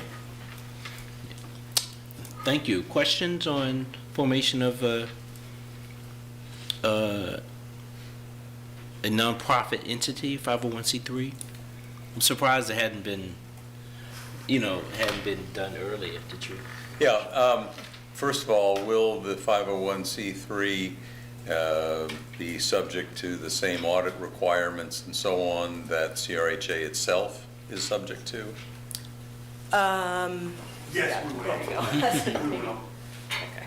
And will that be reported in some way, perhaps on the CRHA website, to the same extent that CRHA's budget and so on is reported? Yes, so we currently receive an annual audit by Dooley and Vickers, and that is presented to the CRHA board as well as presented to HUD every year. Okay. Just want to make sure that it doesn't serve as an off-ramp for money that we don't ever see again. Yes, it will not serve as that. Okay. This should be an opportunity to build additional funding, not coming from the city. And it also will allow us to enter into partnerships with like the food bank, where we can provide some eviction diversion assistance without the food bank providing money and without residents having to provide income to the housing authority. We're looking to build a program where residents can volunteer their time, get paid for that, not real payment, but we look at that as a credit to their rent to bring down their tenant account receivables. Is there precedent for a housing authority having a 501c3? We are probably the largest housing authority in Virginia that does not have one. Okay, I just got a lot of nods from the crowd. Every other housing authority has built one like years ago, decades, because they saw the writing on the wall from the federal government. Okay. Which is part of a national effort, having past experience with that as well. You got more? No, thanks. Will the nonprofit have its own independent board members outside of the CRHA? It was listed that there would be CRHA residents and how this would be structured, but where would those board members come from? Yeah, it will mirror the CRHA board. So we currently have we're supposed to have 2 residents on our board, and so it will mirror the CRHA board. But not outside of CRHA? No. Okay. And then oversight mechanisms, that was, Lloyd already asked that, so we're all set. That was my other one. Would it be beneficial to have, is it unusual to have outside, like housing interested board members? The only issue is when you'll have maybe one board wanting to give one direction for the agency, and the entity that created the board, maybe the CRHA Housing Board, wanting to go in a different direction. And so most of the time, it's typically a mayor board. So you have one voice. Thank you. So, you explained it opens up opportunities for funding sources beyond funding sources available that wouldn't be available for a quasi-governmental agency, and potentially, maybe it increases the amount of foundations or donors who may be interested in contributing to CRHA. How many staff positions exist currently for development fundraising work? We just have one position for that work for the Housing Authority currently. Mm-hmm. And certainly, compared to affordable housing nonprofits who operate a similar amount of units, it's a very different amount of capacity. So it seems like for this to be successful, CRHA would also need to increase that just staff level fundraising ability. Well, so the last few years, so I got to Housing Authority in 2020, and we began reaching out to outside funding sources other than the city, really heavily. A lot have wanted us to enter into partnerships with another nonprofit to receive funds, and some have worked with like the foundation, CECF, to receive funds for us and then pass them through. We think we could receive a lot more without even building staffing capacity, just by getting our message out there a little bit more about the work we're doing. And so we've been doing that a lot. And so like recently we just got $30,000 for a new van. So we'll be able to take kids on field trips. We do training programs with adults, taking like K-Tech, PVCC, and other things. And so we are working to get our message out there, and really that's where we've been the most successful. Just getting the message out there without even adding additional staffing. That one staff person, we added that individual 2 years ago. And since we've added her, we've, I think, gotten like $5 million in grants. Okay. Okay. Natalie, you have any questions, or? I think this one we can vote on tonight if we want to. If there's support I move for it. to adopt the resolution authorizing CRHA's creation of a new IRS 501c3 nonprofit entity. Second? All in favor, please say yes. Yes. Yes. All opposed, please say no. Oh, yes, sorry. Or yes. I was waiting for the bell. Yeah, me too. Thank you. The next item is a resolution to approve CRHA's request to issue $4.3 million in tax-exempt revenue bonds for Kindlewood Phase 3. Is this correct? Housing Authority? Yes. Okay. So funny For that you say, Kindlewood. is that correct? Yeah. So again, once again, for the record, my name is James Fries, Deputy City Manager. Thank you. So it has been brought to our attention that the dollar figures that was posted in this agenda item needs to be updated. So what we'd ask for this evening would be that you'll remove this item from your agenda, and then we will bring it back at a future meeting and repost it with the correct dollar figure. Okay. Is that a motion to defer, or do we just skip it? Withdraw. Withdraw, yes. You can withdraw it, table it, do whatever you like. We don't need to do anything. Okay. So how does that, what if any practical implications are there in terms of deadlines and funding opportunities? I can defer to Mr. Sunshine Mathon, who's Executive Director of Piedmont Housing Alliance.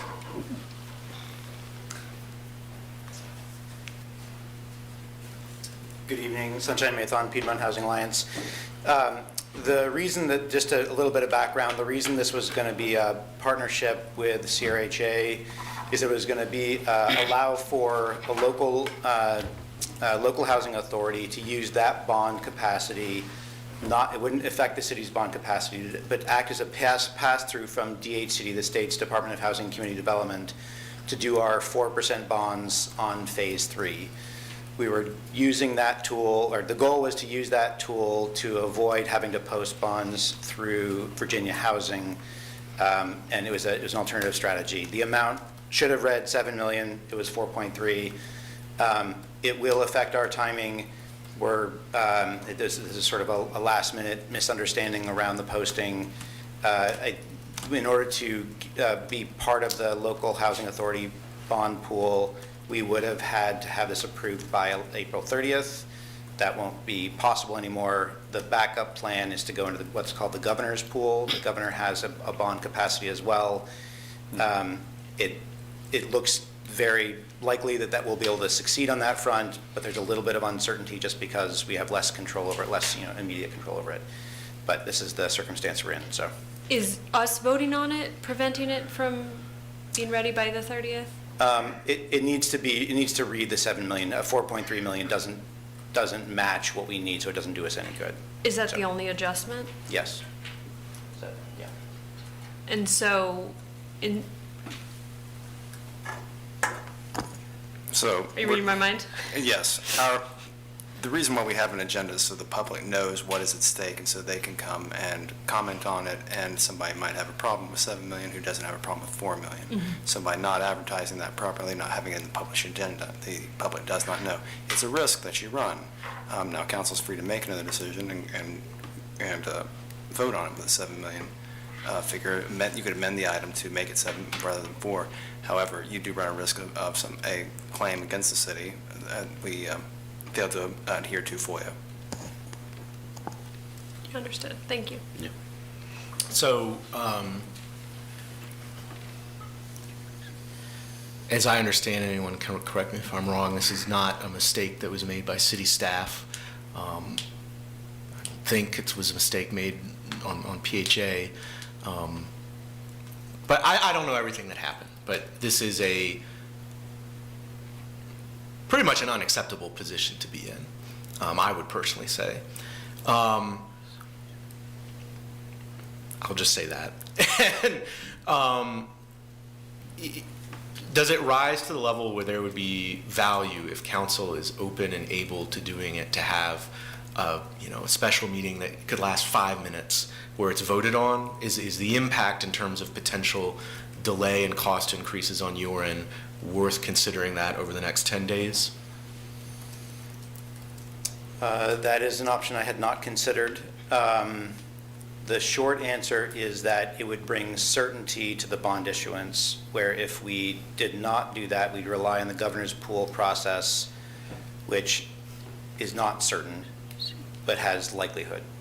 So it's hard for me to know exactly how to advise council in that regard, but I would say that if that is a possibility, that would bring certainty to the bond issuance and would certainly make a difference because of that certainty being put in place.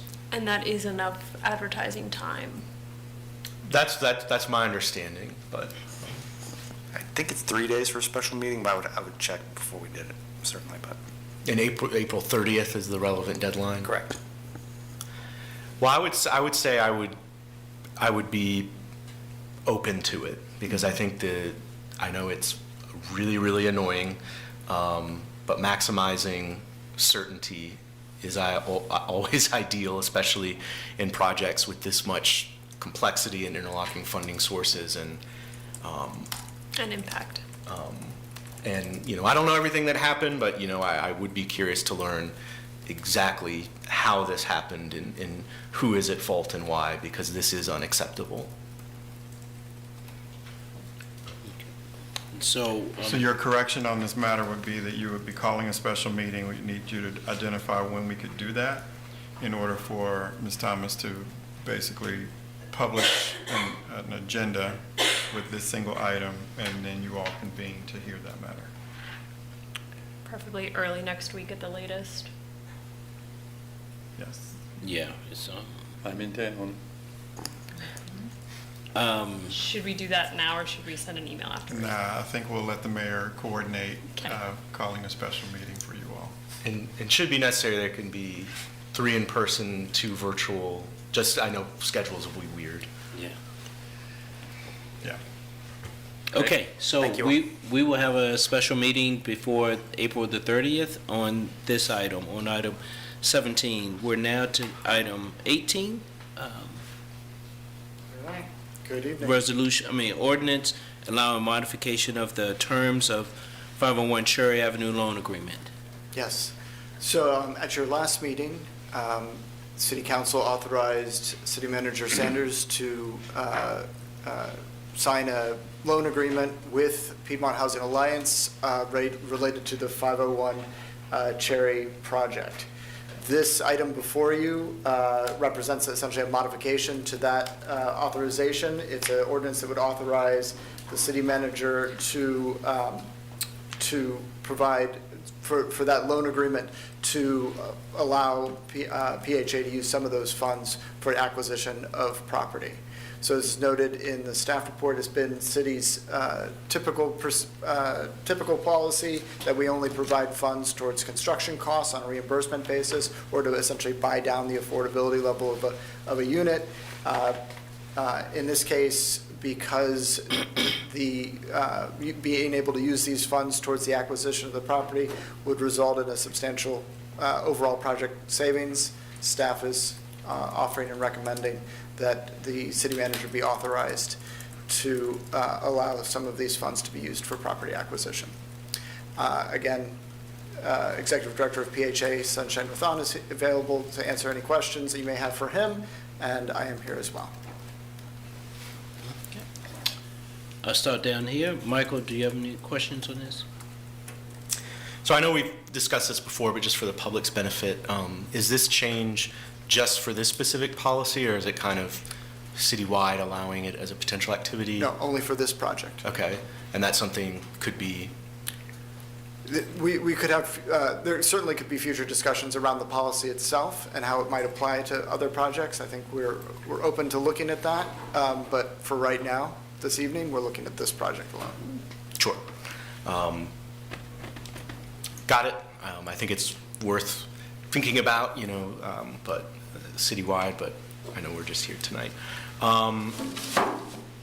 So for the public's benefit, just what is the reason for making this change? I'm going to go ahead and defer to PHA. Good evening, Sunshine Mathon, Executive Director of Piedmont Housing Alliance. So the original purchase of the site and the current owner of the site was done by Woodard Properties. They purchased it with a line of credit. So every day, month, year that passes, they pay interest rate payments on that acquisition, original acquisition financing.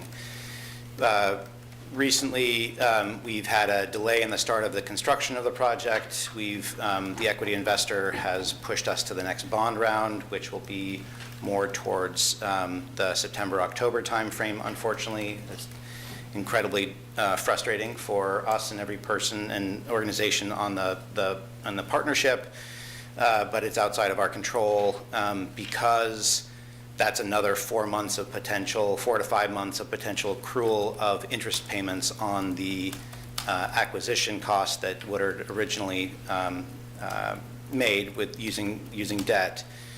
By closing on the land now, we would then allow him to repay the loan, and there would be no further interest payments. So it reduces an increase in cost that we would otherwise see because of the delay over the next 4 to 5 months. And just a ballpark, it's about $20,000 a month in interest payments and other related expenses. So it's not insignificant. So we're going to end up saving $100,000. Plus or minus, yeah. Other questions, Michael? You thank you. No, I think, that kind of covers it. Yeah. I would just say, long term, I think it'd be worth thinking about the policy citywide, because more and more localities I've seen are using acquisition of land to either pair vouchers with existing older units or to preserve naturally affordable housing, and it's way cheaper per unit than new construction. So it's just interesting. I know that's separate from tonight, but I am in support of the ordinance in front of us tonight. Okay. Natalie, you have anything? No, I'm not set. Okay. Good. Lloyd? Nothing. Okay. I'm good. So with this, we can take action on this one. Is there a motion to approve? So moved. Or move the ordinance allowing modification of the terms of the 501 Cherry loan agreement. Second. Second. All in favor, please say yes. Yes. Yes. All opposed, please say no. Great. Sorry. So we are now, if there are no questions on the presentations and the written reports, this is the second time for community matters. Would anyone from the public like to speak? No, we have the State of the Forest for the Tree Commission I'm sorry. presentation.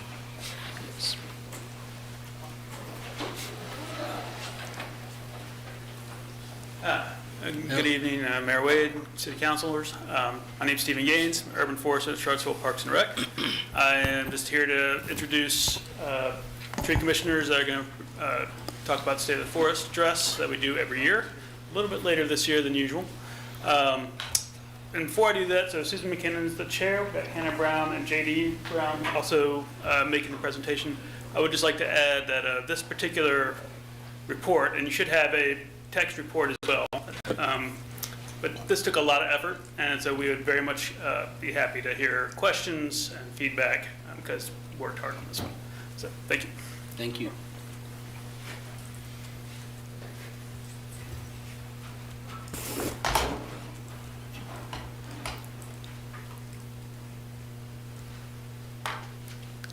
Okay.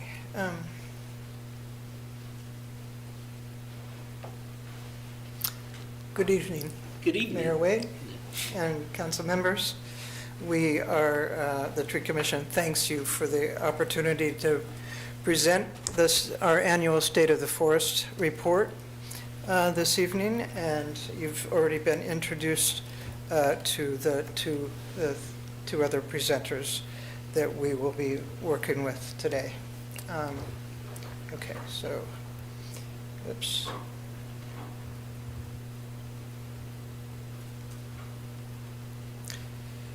Our presentation this evening is divided into two parts. Part one, the city and community urban forestry work, which I will present, and part two, the three initiatives that the Tree Commission is bringing to you this evening, which will be presented by JD and Hannah. We want to call attention to a number of common themes that run through the, whoops, sorry, I have to remember to do both of these things, that run through this report.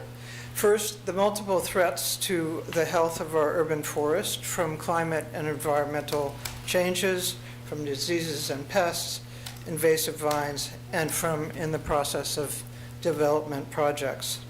Second, that the space for planting large shade trees on public lands is increasingly limited. These two factors together, combined, lead us to focus more intensively on tree preservation and the restoration of urban forests, on the remaining vulnerable parcels on private lands, on the innovative tree planting strategies on public lands, and on the productive cooperation between the city and our nonprofit partners. This section of the report, this section reports on the combined efforts of our city and community partners, who both separately and together make tremendous contributions to the health and enhancement of our city's urban forests.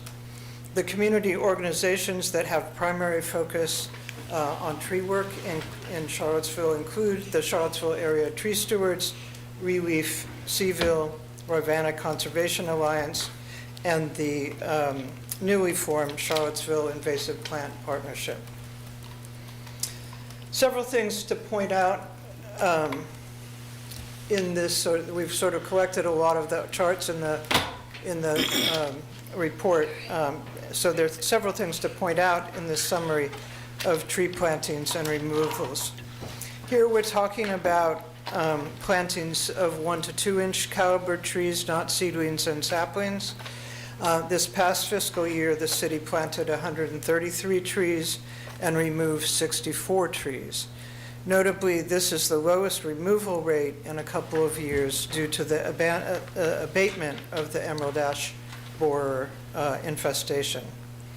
Together, our city and community partners have reported a total of 704 trees planted.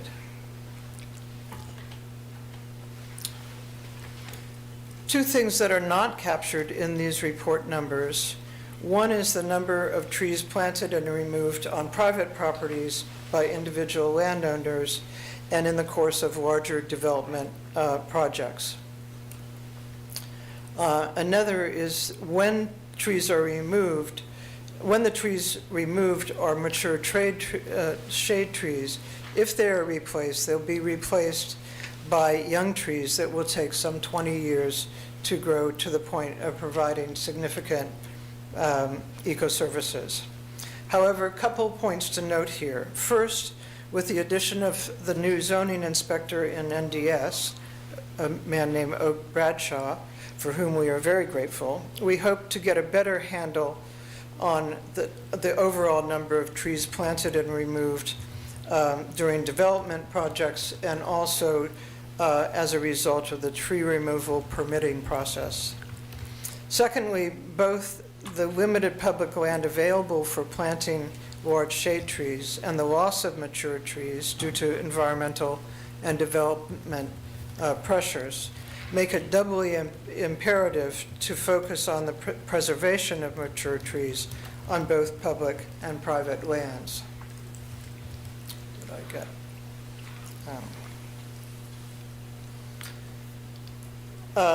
Whoops, let's see. In this section, we'll focus on 4 preservation and reforestation projects, 3 relating to public properties and 1 relating to private properties.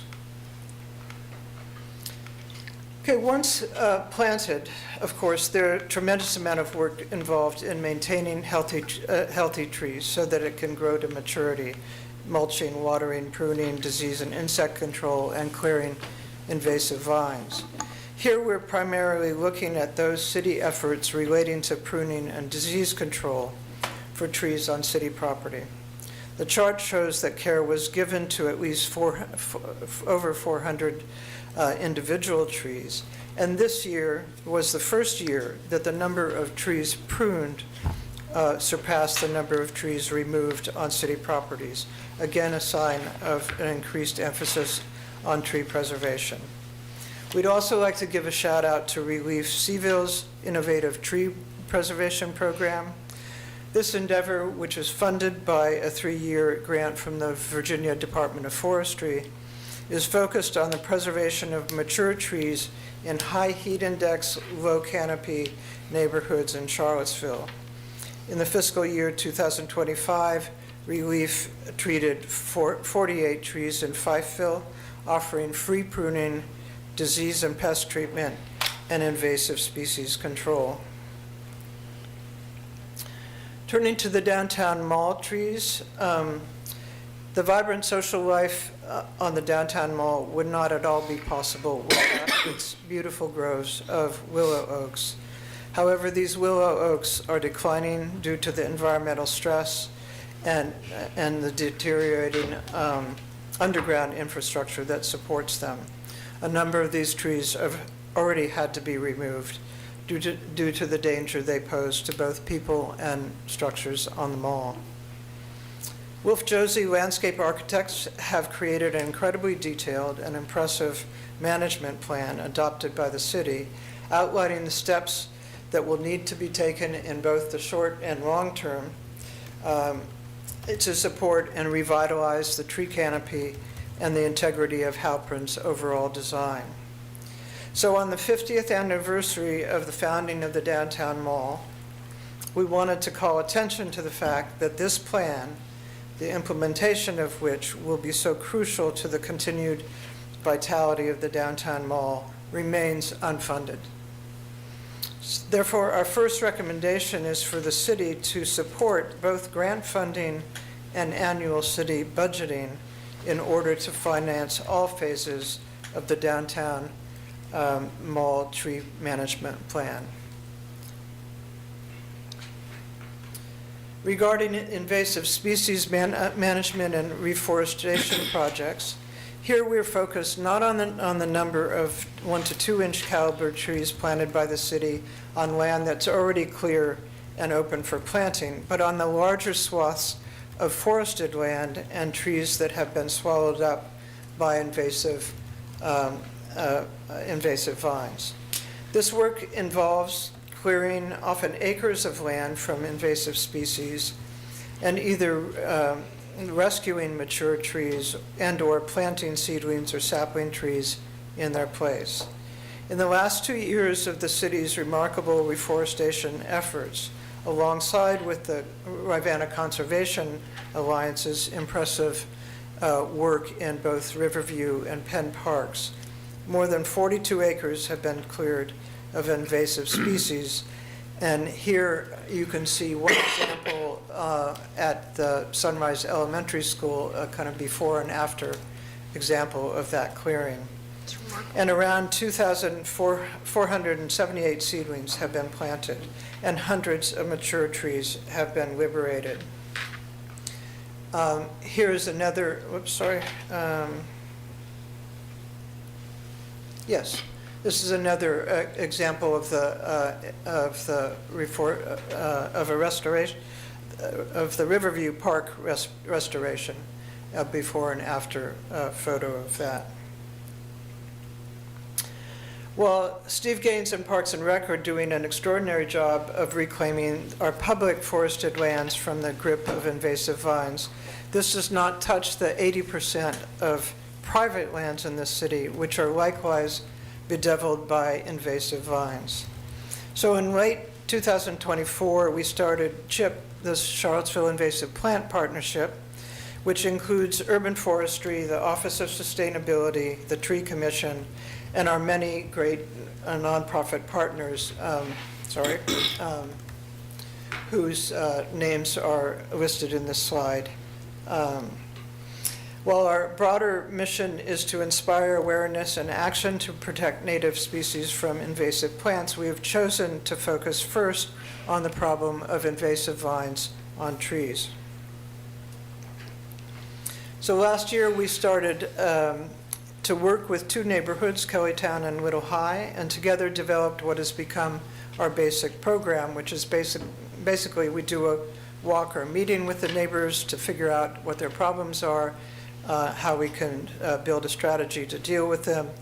We conduct a survey to determine how many neighborhood properties have invasive vines, and it turns out somewhere in the mid-40% of properties do have invasive vines. And we do that survey also to establish a baseline against which we can assess our progress. We then train neighbors how to cut vines effectively and safely, and together CHIP and neighborhood volunteers conduct work days to cut vines on neighborhood properties. By the end of this past year, we liberated a total of 551 trees across the two neighborhoods, and we have just started a program in Fry Springs. So what can the city do to help? Just driving around the city, we can all see the terrible tangles of invasive vines that are affecting small and large swaths of our urban forests. Most often these are seen on absentee owner rental properties overseen by management companies, on the backside of large commercial properties, on the common areas of HOAs, on derelict properties, and on properties held for years by developers who are waiting to sell or develop. The lack of attention to the adverse effects of invasive vines has had serious visible consequences for the state and health of our urban forests. And this slide here is just one of many that we're an example of what we're seeing through the city. So our second Tree Commission recommendation is that we explore the provision of incentives and/or penalties to check the rampant growth of invasive tree-killing vines on private properties. If the city can do that for the overgrowth of tall weeds on private properties, can we at least consider an analogous ordinance to address the overgrowth of invasive vines on private properties? And if anybody's interested in exploring that as a possibility, please get in touch with us. We'd like to think about if there's anything possible here. So now I'm moving on to the second half of our report. I will turn over the presentation to JD and Hannah. Thank you very much.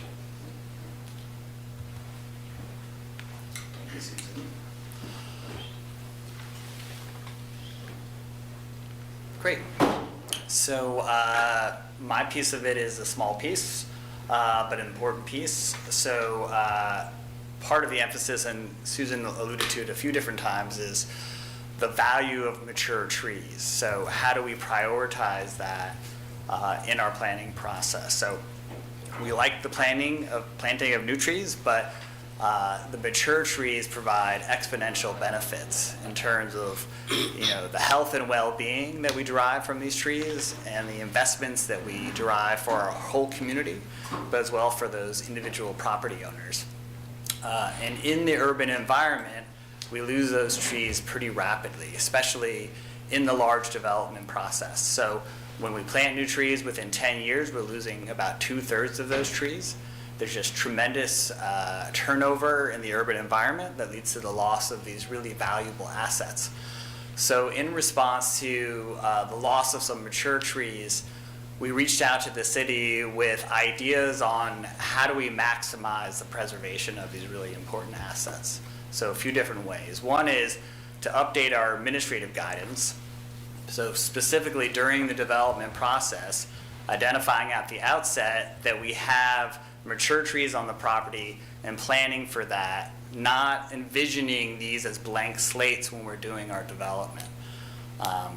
Involving arborists early and often in these processes, so Steve Gaines with the city, but as well as those private certified arborists who can help guide and identify where the opportunities are to both have the development but also to preserve those mature trees at the same time.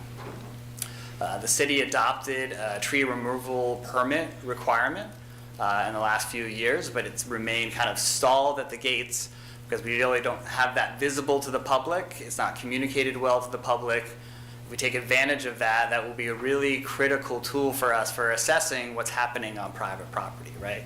Where are we losing trees? Where are we gaining trees? It's a really important piece of information for us.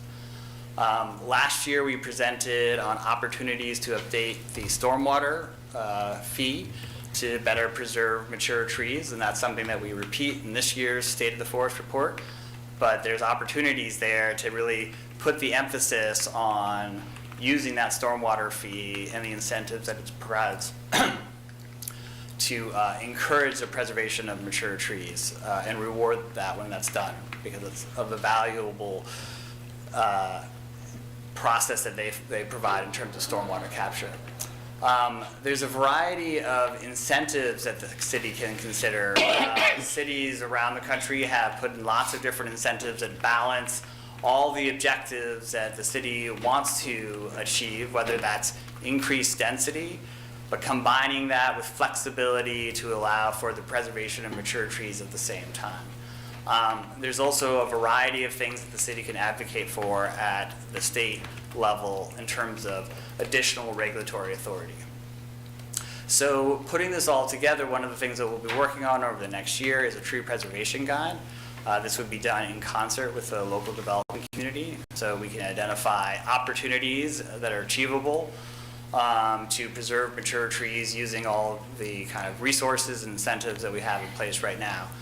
4 different potential, if we look at the timeline for development, 4 potential points of implementation. One is thinking pre-design about what are the assets that we have on that property.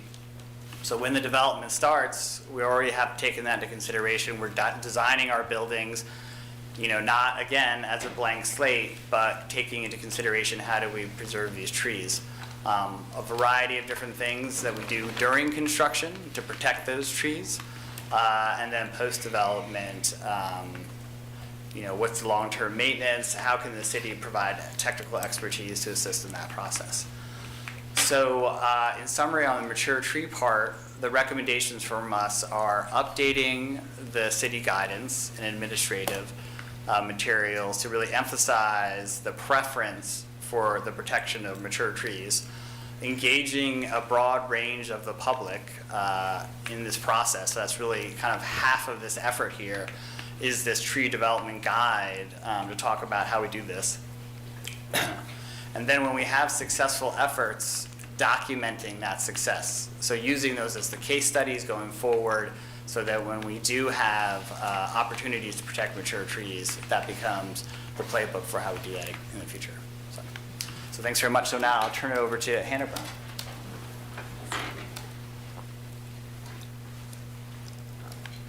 Okay, so the next tree preservation initiative that we were focused on over the last year was mapping vulnerable parcels. So we started developing this map with the understanding that with the limited public space available to plant shade trees, that it's really imperative that we preserve existing forests that we do have on privately held land. And to be able to do so, we first needed to develop a spatial understanding of where these tracts of forest actually exist in the city. So this is quite small for you all to see probably, but unbuilt and forested lots, also often called greenfield sites, are those that are likely to be targeted for development. They have lower development costs typically. So such parcels are indicated on the map in the bright salmon color. And those salmon-colored parcels that have an additional dark red outline are those that we're calling vulnerable parcels. Vulnerable parcels are unbuilt sites that also host intact forests, sit within floodplains, or also contain critical slopes. This map also visualizes city-owned parcels so that we can start to understand which of our vulnerable parcels make up part of significant forest patches, or that otherwise play a key role in connecting habitat corridors. From this mapping exercise, it became very clear that many of the large-scale unbuilt sites that we have remaining in Charlottesville have a high degree of ecological value and sensitivity, yet protections for ecological site resources are often insubstantial or easily overcome with waivers. Further, development on greenfield parcels often maximizes build-out as the default, kind of what JD was getting at, where we do have more site-sensitive design approaches that can meet development needs and preserve valuable ecological assets, if that's the commitment from the beginning of the process. So it's our hope that this mapping exercise provides context that will inform city decisions early in the site design process. And we really believe that the understanding of both the value and the precarity of these remaining unbuilt sites can lead to more sensitive design approaches. For example, a planned housing development on one of our identified vulnerable parcels could early in the design process commit to an approach like clustered housing that could aim to preserve ecological assets without compromising the quantity or quality of the housing built. So over the next year, we will be continuing to develop this initiative and carry out further mappings using Greenprint 1.0. And it's our intention for these mappings to help the city weigh specific development plans against collective sustainability goals, such as those that are outlined in our comprehensive plan and our sustainability plan, in order to balance housing density with the stewardship of natural resources. Okay. The city can assist these efforts by continuing to emphasize and potentially expand key restrictions that we have on site plan development, such as the protection of critical slopes, urban trees, and our hydrological systems. We may also consider a zoning change that would add a design overlay district for these ecologically sensitive parcels. And we may also begin to evaluate these parcels with critical slopes, urban forest connections, and/or floodplains for potential acquisition, which the city could hold as parkland or green infrastructure investments. I will now share the third key initiative we were working on over the last year, and that is Canopy Collective. Canopy Collective is a new initiative that began in 2025. And it emerged from our urban shade advocacy work. So Canopy Collective develops planting projects that are focused on cultural attunement, the creation of high-quality social spaces, and on improving canopy equity within Charlottesville.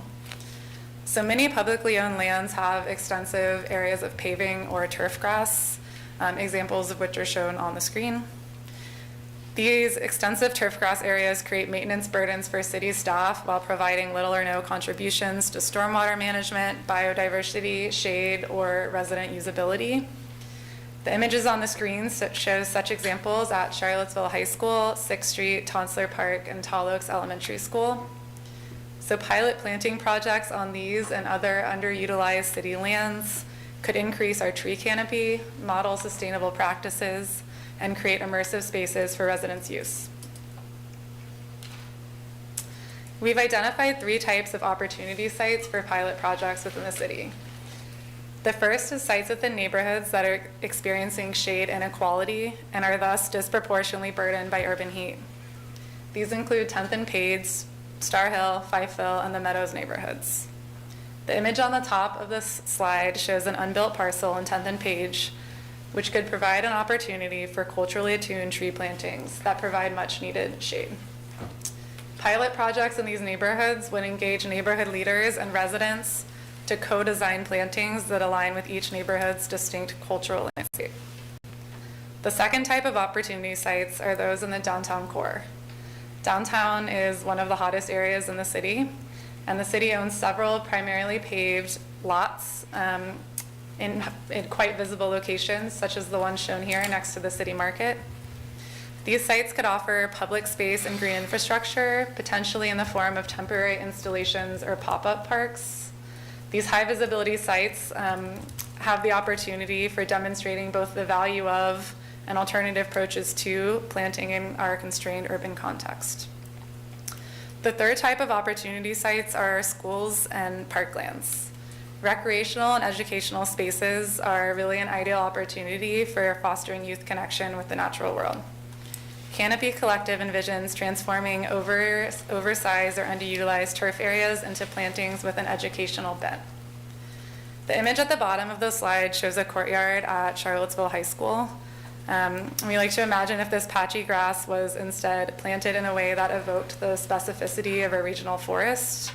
We think innovative plantings on school grounds could be co-designed with students to introduce shade, promote biodiversity, and above all, provide critical social spaces, all of which really coalesce to support mental health and the well-being of the school community.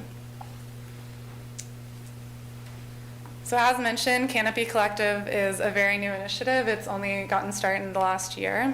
But in the coming year, we'll be working to realize pilot projects that have the opportunity to enhance the social and ecological value of some of our public spaces. The city can support this work by considering forthcoming proposals for alternative planting installations on publicly owned parcels. So with that, we're at the end of our State of the Forest report. I think we're very excited about the momentum we have with these three initiatives that we've presented here tonight. We know we shared a lot of nuanced ideas very late in your all's evening in a relatively short time.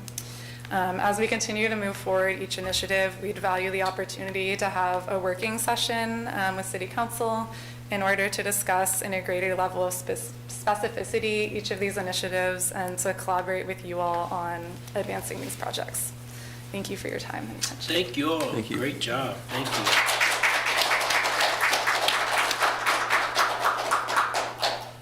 We join you this time, Rory. So I'll start with you, Jen, with questions and comments.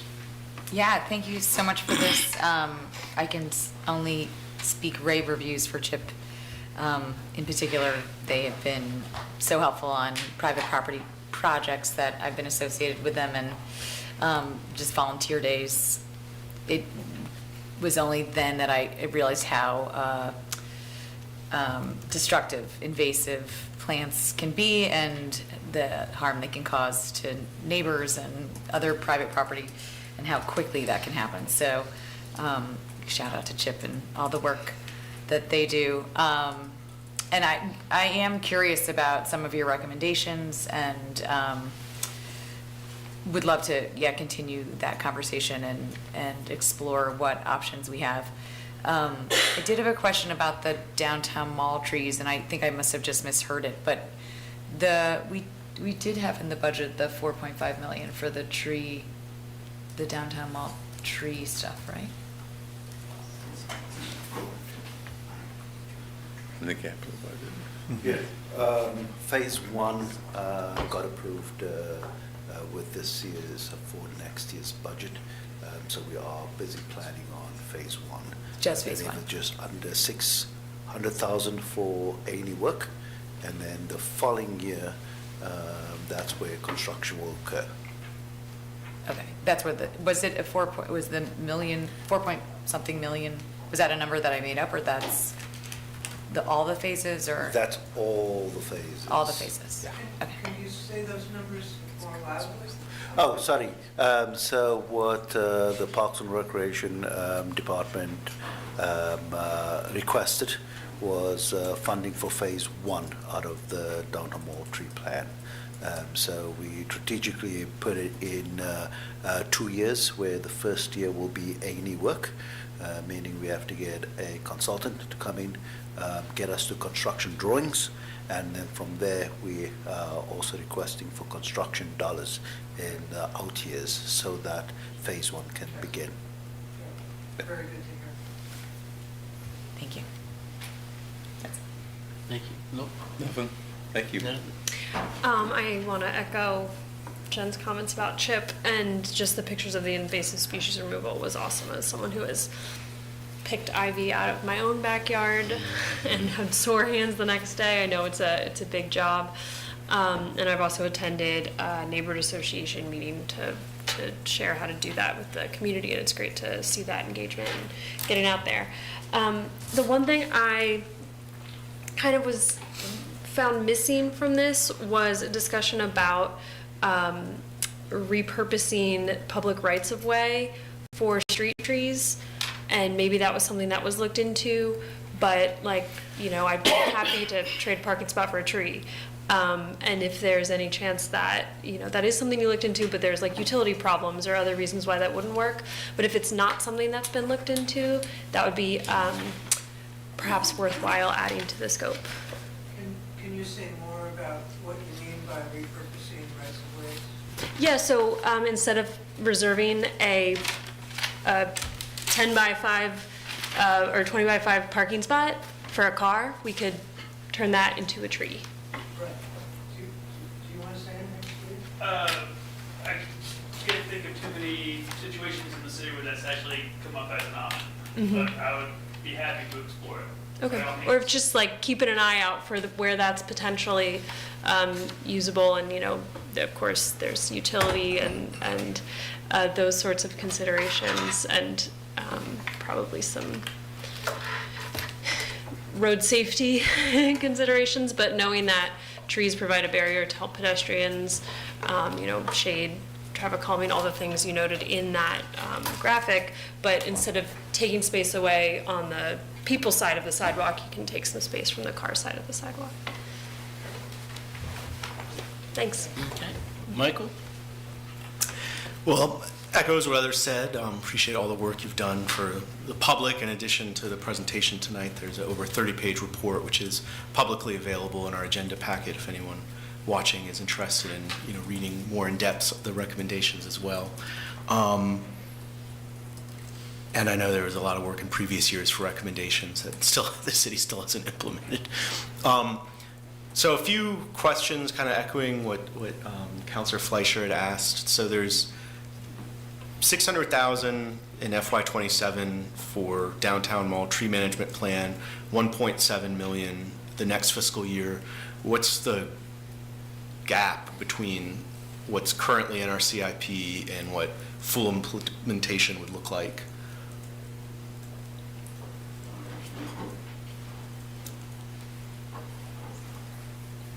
Me again. When you're talking about gaps, so the plan, the downtown mall tree plan, breaks it up into phases. And the phases, the first phase, that will focus on Central Place. And that's the reason why that was the focus point. That's the area that has lost the most trees, or we could not grow, so that's where we're going to focus on. So we are just focusing on the phase one. From there, the plan also talks about, it's a 20-year plan to implement the entire replacement of all trees on the mall. Our urban forester, Steve, will be working on phase two to look at which vase or which section needs to be replaced, and that's how we're going to move forward and continue requesting funds. Because what we do not want to do is request a large amount of money, and then we then we land in the same position where we have a CAP that has not been completed for many, many years.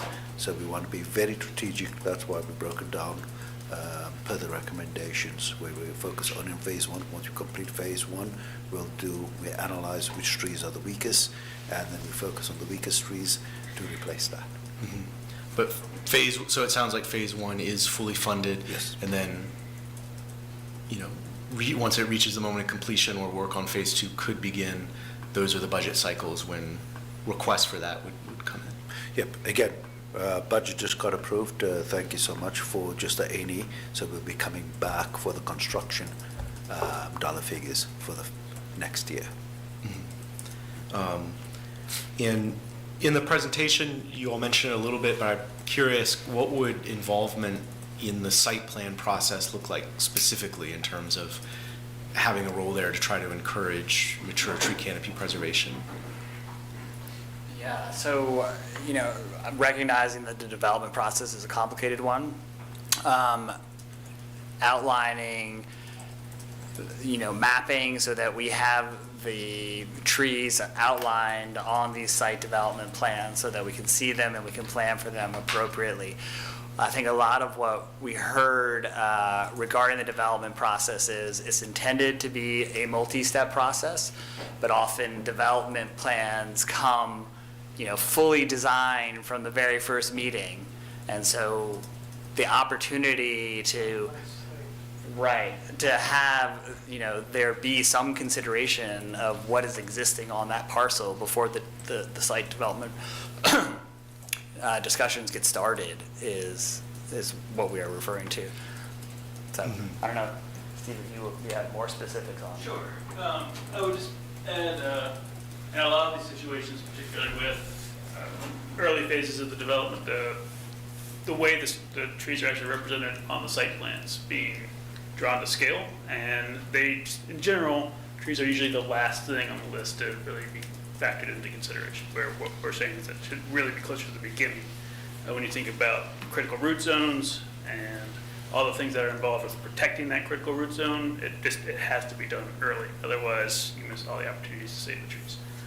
So having literature available at the early site plan meetings, we are actually, the presentation suggested having a pamphlet in the first meetings when we first start talking with the city and the developer, having that information passed early in the process so that we can actually start really having a good solid inventory of the trees and pick out early which trees we want to save and start building the development around that instead of just kind of looking at it as a clean slate. Will make a lot of difference. So yeah, just trying to understand, it sounds like, maybe similar to the way, the housing program staff provide feedback as part of the site plan process. The desire would be to have, a staff member be able to do that just specifically with kind of tree management. Certainly. Certainly. Right now my position's on, public property, but having somebody to do that for privately owned properties. And then also offering more incentive for saving large diameter trees. Right now there's the, canopy credits, which is useful, but I think we can probably come up with another creative solution in regards to adding more incentive to save larger trees. Because we have a study ongoing. Relief Seville has funded a study through Darden students to actually illustrate how much more of an investment trees are as the property is built around. So stay tuned for that. That study should be coming out probably in the fall. And I would say, I've always been curious what, if anything, can be done with renters who are, about 2/3 of the city, and especially in those low canopy neighborhoods.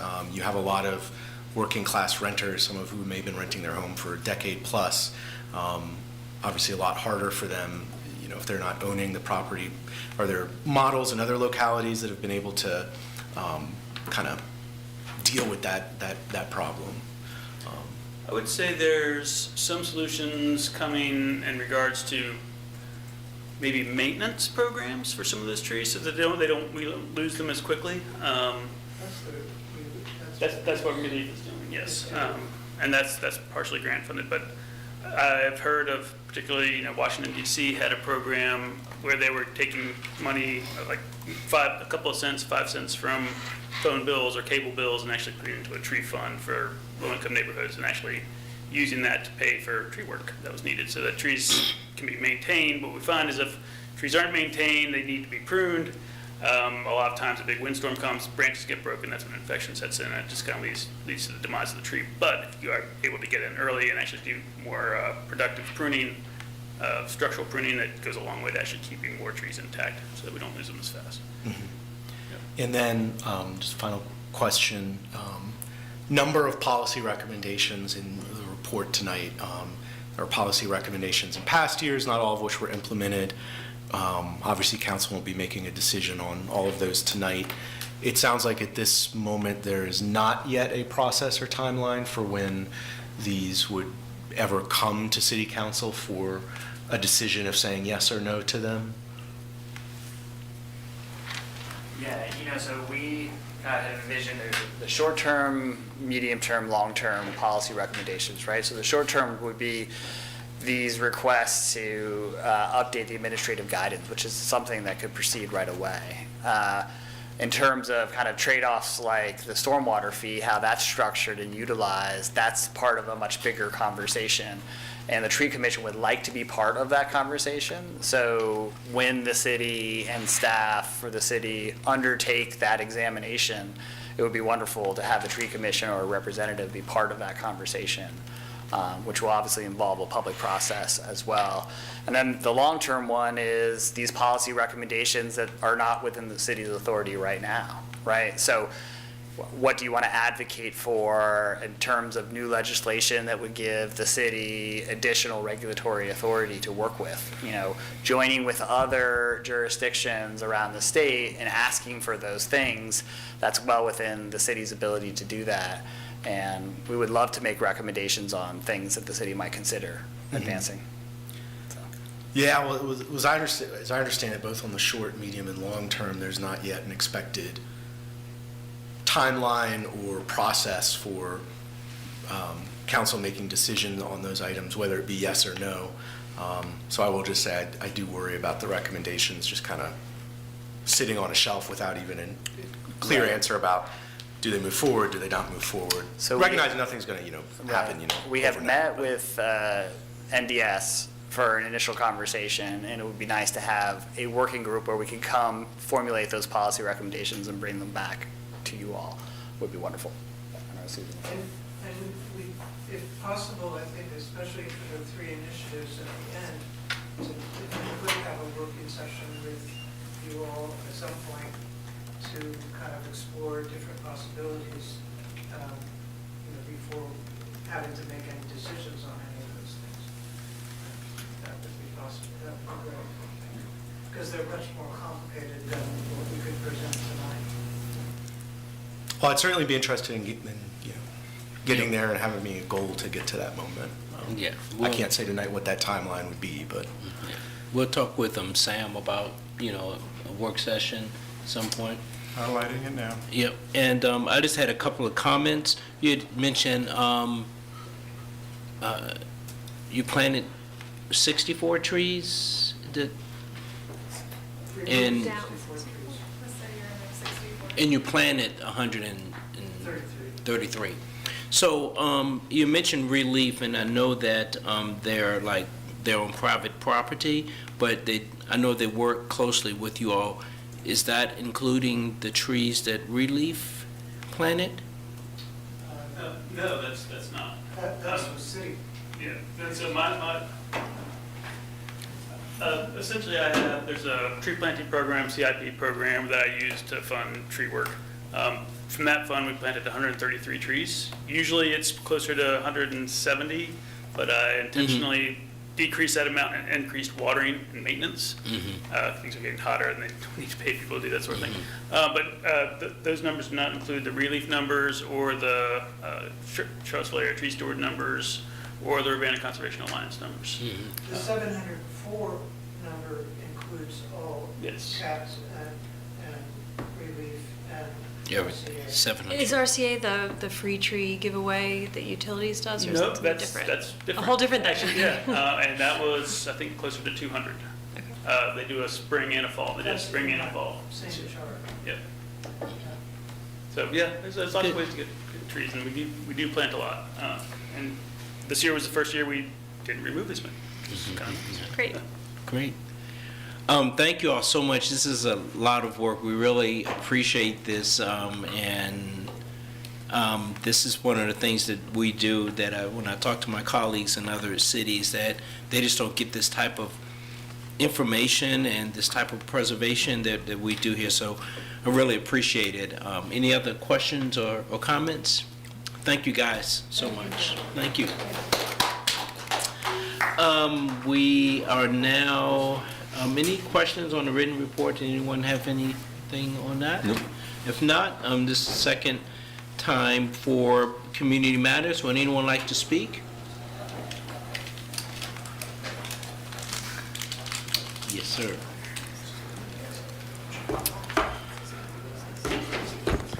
Good evening again, Council. Rory Stolzenberg, resident of Water Street. I'd like to talk to you guys a little bit about showing your work.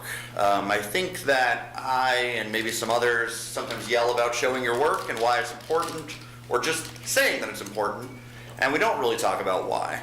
But it's more than just checking a box to feel like you're doing good open governance. One reason is to have the best information available. Earlier tonight, you heard from our consultants who were hired to revise our in lieu fees that they didn't know what methodology was used for the prior in lieu fee that they were hired to revise. They assumed that because the numbers were closer to one methodology they used, that was what was used 2 years ago. But they didn't have access to the model, and they didn't know. That was a surprise to me, because 2.5 years ago, I yelled and screamed a whole bunch at then Director Freeze over there to get access to that model. And I have it, and I know what methodology was used, and it's the same metric that they're using this time, which raises the question of why the numbers are so different. But if it had been posted on the website, they would have been able to find it. If NDS had it anywhere nowadays, they would have had it. Another reason to show your work is so that work can be verified. Earlier tonight, you heard about how many of our CIP items are stalled because of bad financial modeling in the beginning. Now, I don't expect you all, I said earlier, I don't think that you open the spreadsheet. I don't expect you all to open a 14-tab spreadsheet with hundreds and maybe thousands of cells doing things. I do expect you to do what you can to make sure that people who are experts verify that the calculations in those spreadsheets are correct. And none of you guys are experts. I'm not an expert. In fact, I have the same qualifications as Lloyd. I was an econ undergrad. And that's it. But you guys do have access to experts. You can check this. I do want to address one thing the consultant said, that the specific change that most of my email, or the specific error that most of my email was dedicated to, only affects IRR, which does not in turn affect yield on cost, the other metric used in the earlier study, or net operating income, which is what the in lieu fees they're recommending are based on. Yesterday I said in my email that I did not see the derivative model for in lieu fees, but actually, apparently, another planning commissioner, or now a planning commissioner, kicked and screamed himself, and then was sent to FOIA, and after FOIAing it, got the new model. It was posted on the internet an hour before the meeting, so while I was sitting over there before my computer died, I was poking at it. A couple things I noticed that do affect the in lieu fees that were posted. In the rent data, the pavilion at North Grounds, one of the one-bedroom units there, is listed at about $22,500 a month. That unit definitely pencils. It's definitely a typo for $2,500 a month. On the other hand, there are units at the Grand Mark that are listed at about $900 a month. You want to kind of... Those are double occupancy units. Those are wrong. Yeah. Major assumption, cap rate 4 3/4. 10-year treasuries at 4 1/4. Not a good assumption. The 3-bedroom in lieu fee based on that is $411,000 at 5.5% cap rate. A more reasonable assumption, I think. That would drop from 411 to 362, or at 6% down to 337. These are things, the questions that you should be asking after checking the data. Please do the work before you make the policy. Thank you. Thank you. Would anyone else like to speak? Any other public comments? If not, can I get a motion to adjourn, please? Oh, before we do that, I'm sorry. Monday at 5:30, would that work for the special meeting? I know I heard from some of y'all. Jen and Michael, 5:30. So it's going to be like Chrissy's final budget meeting. It should be short and sweet. So, do Madam it. Clerk, Monday at 5:30. Here. Here? Here. Yep. Okay. Is there a motion to adjourn? So moved. Second. All in favor, please say yes. Yes. All opposed, please say no.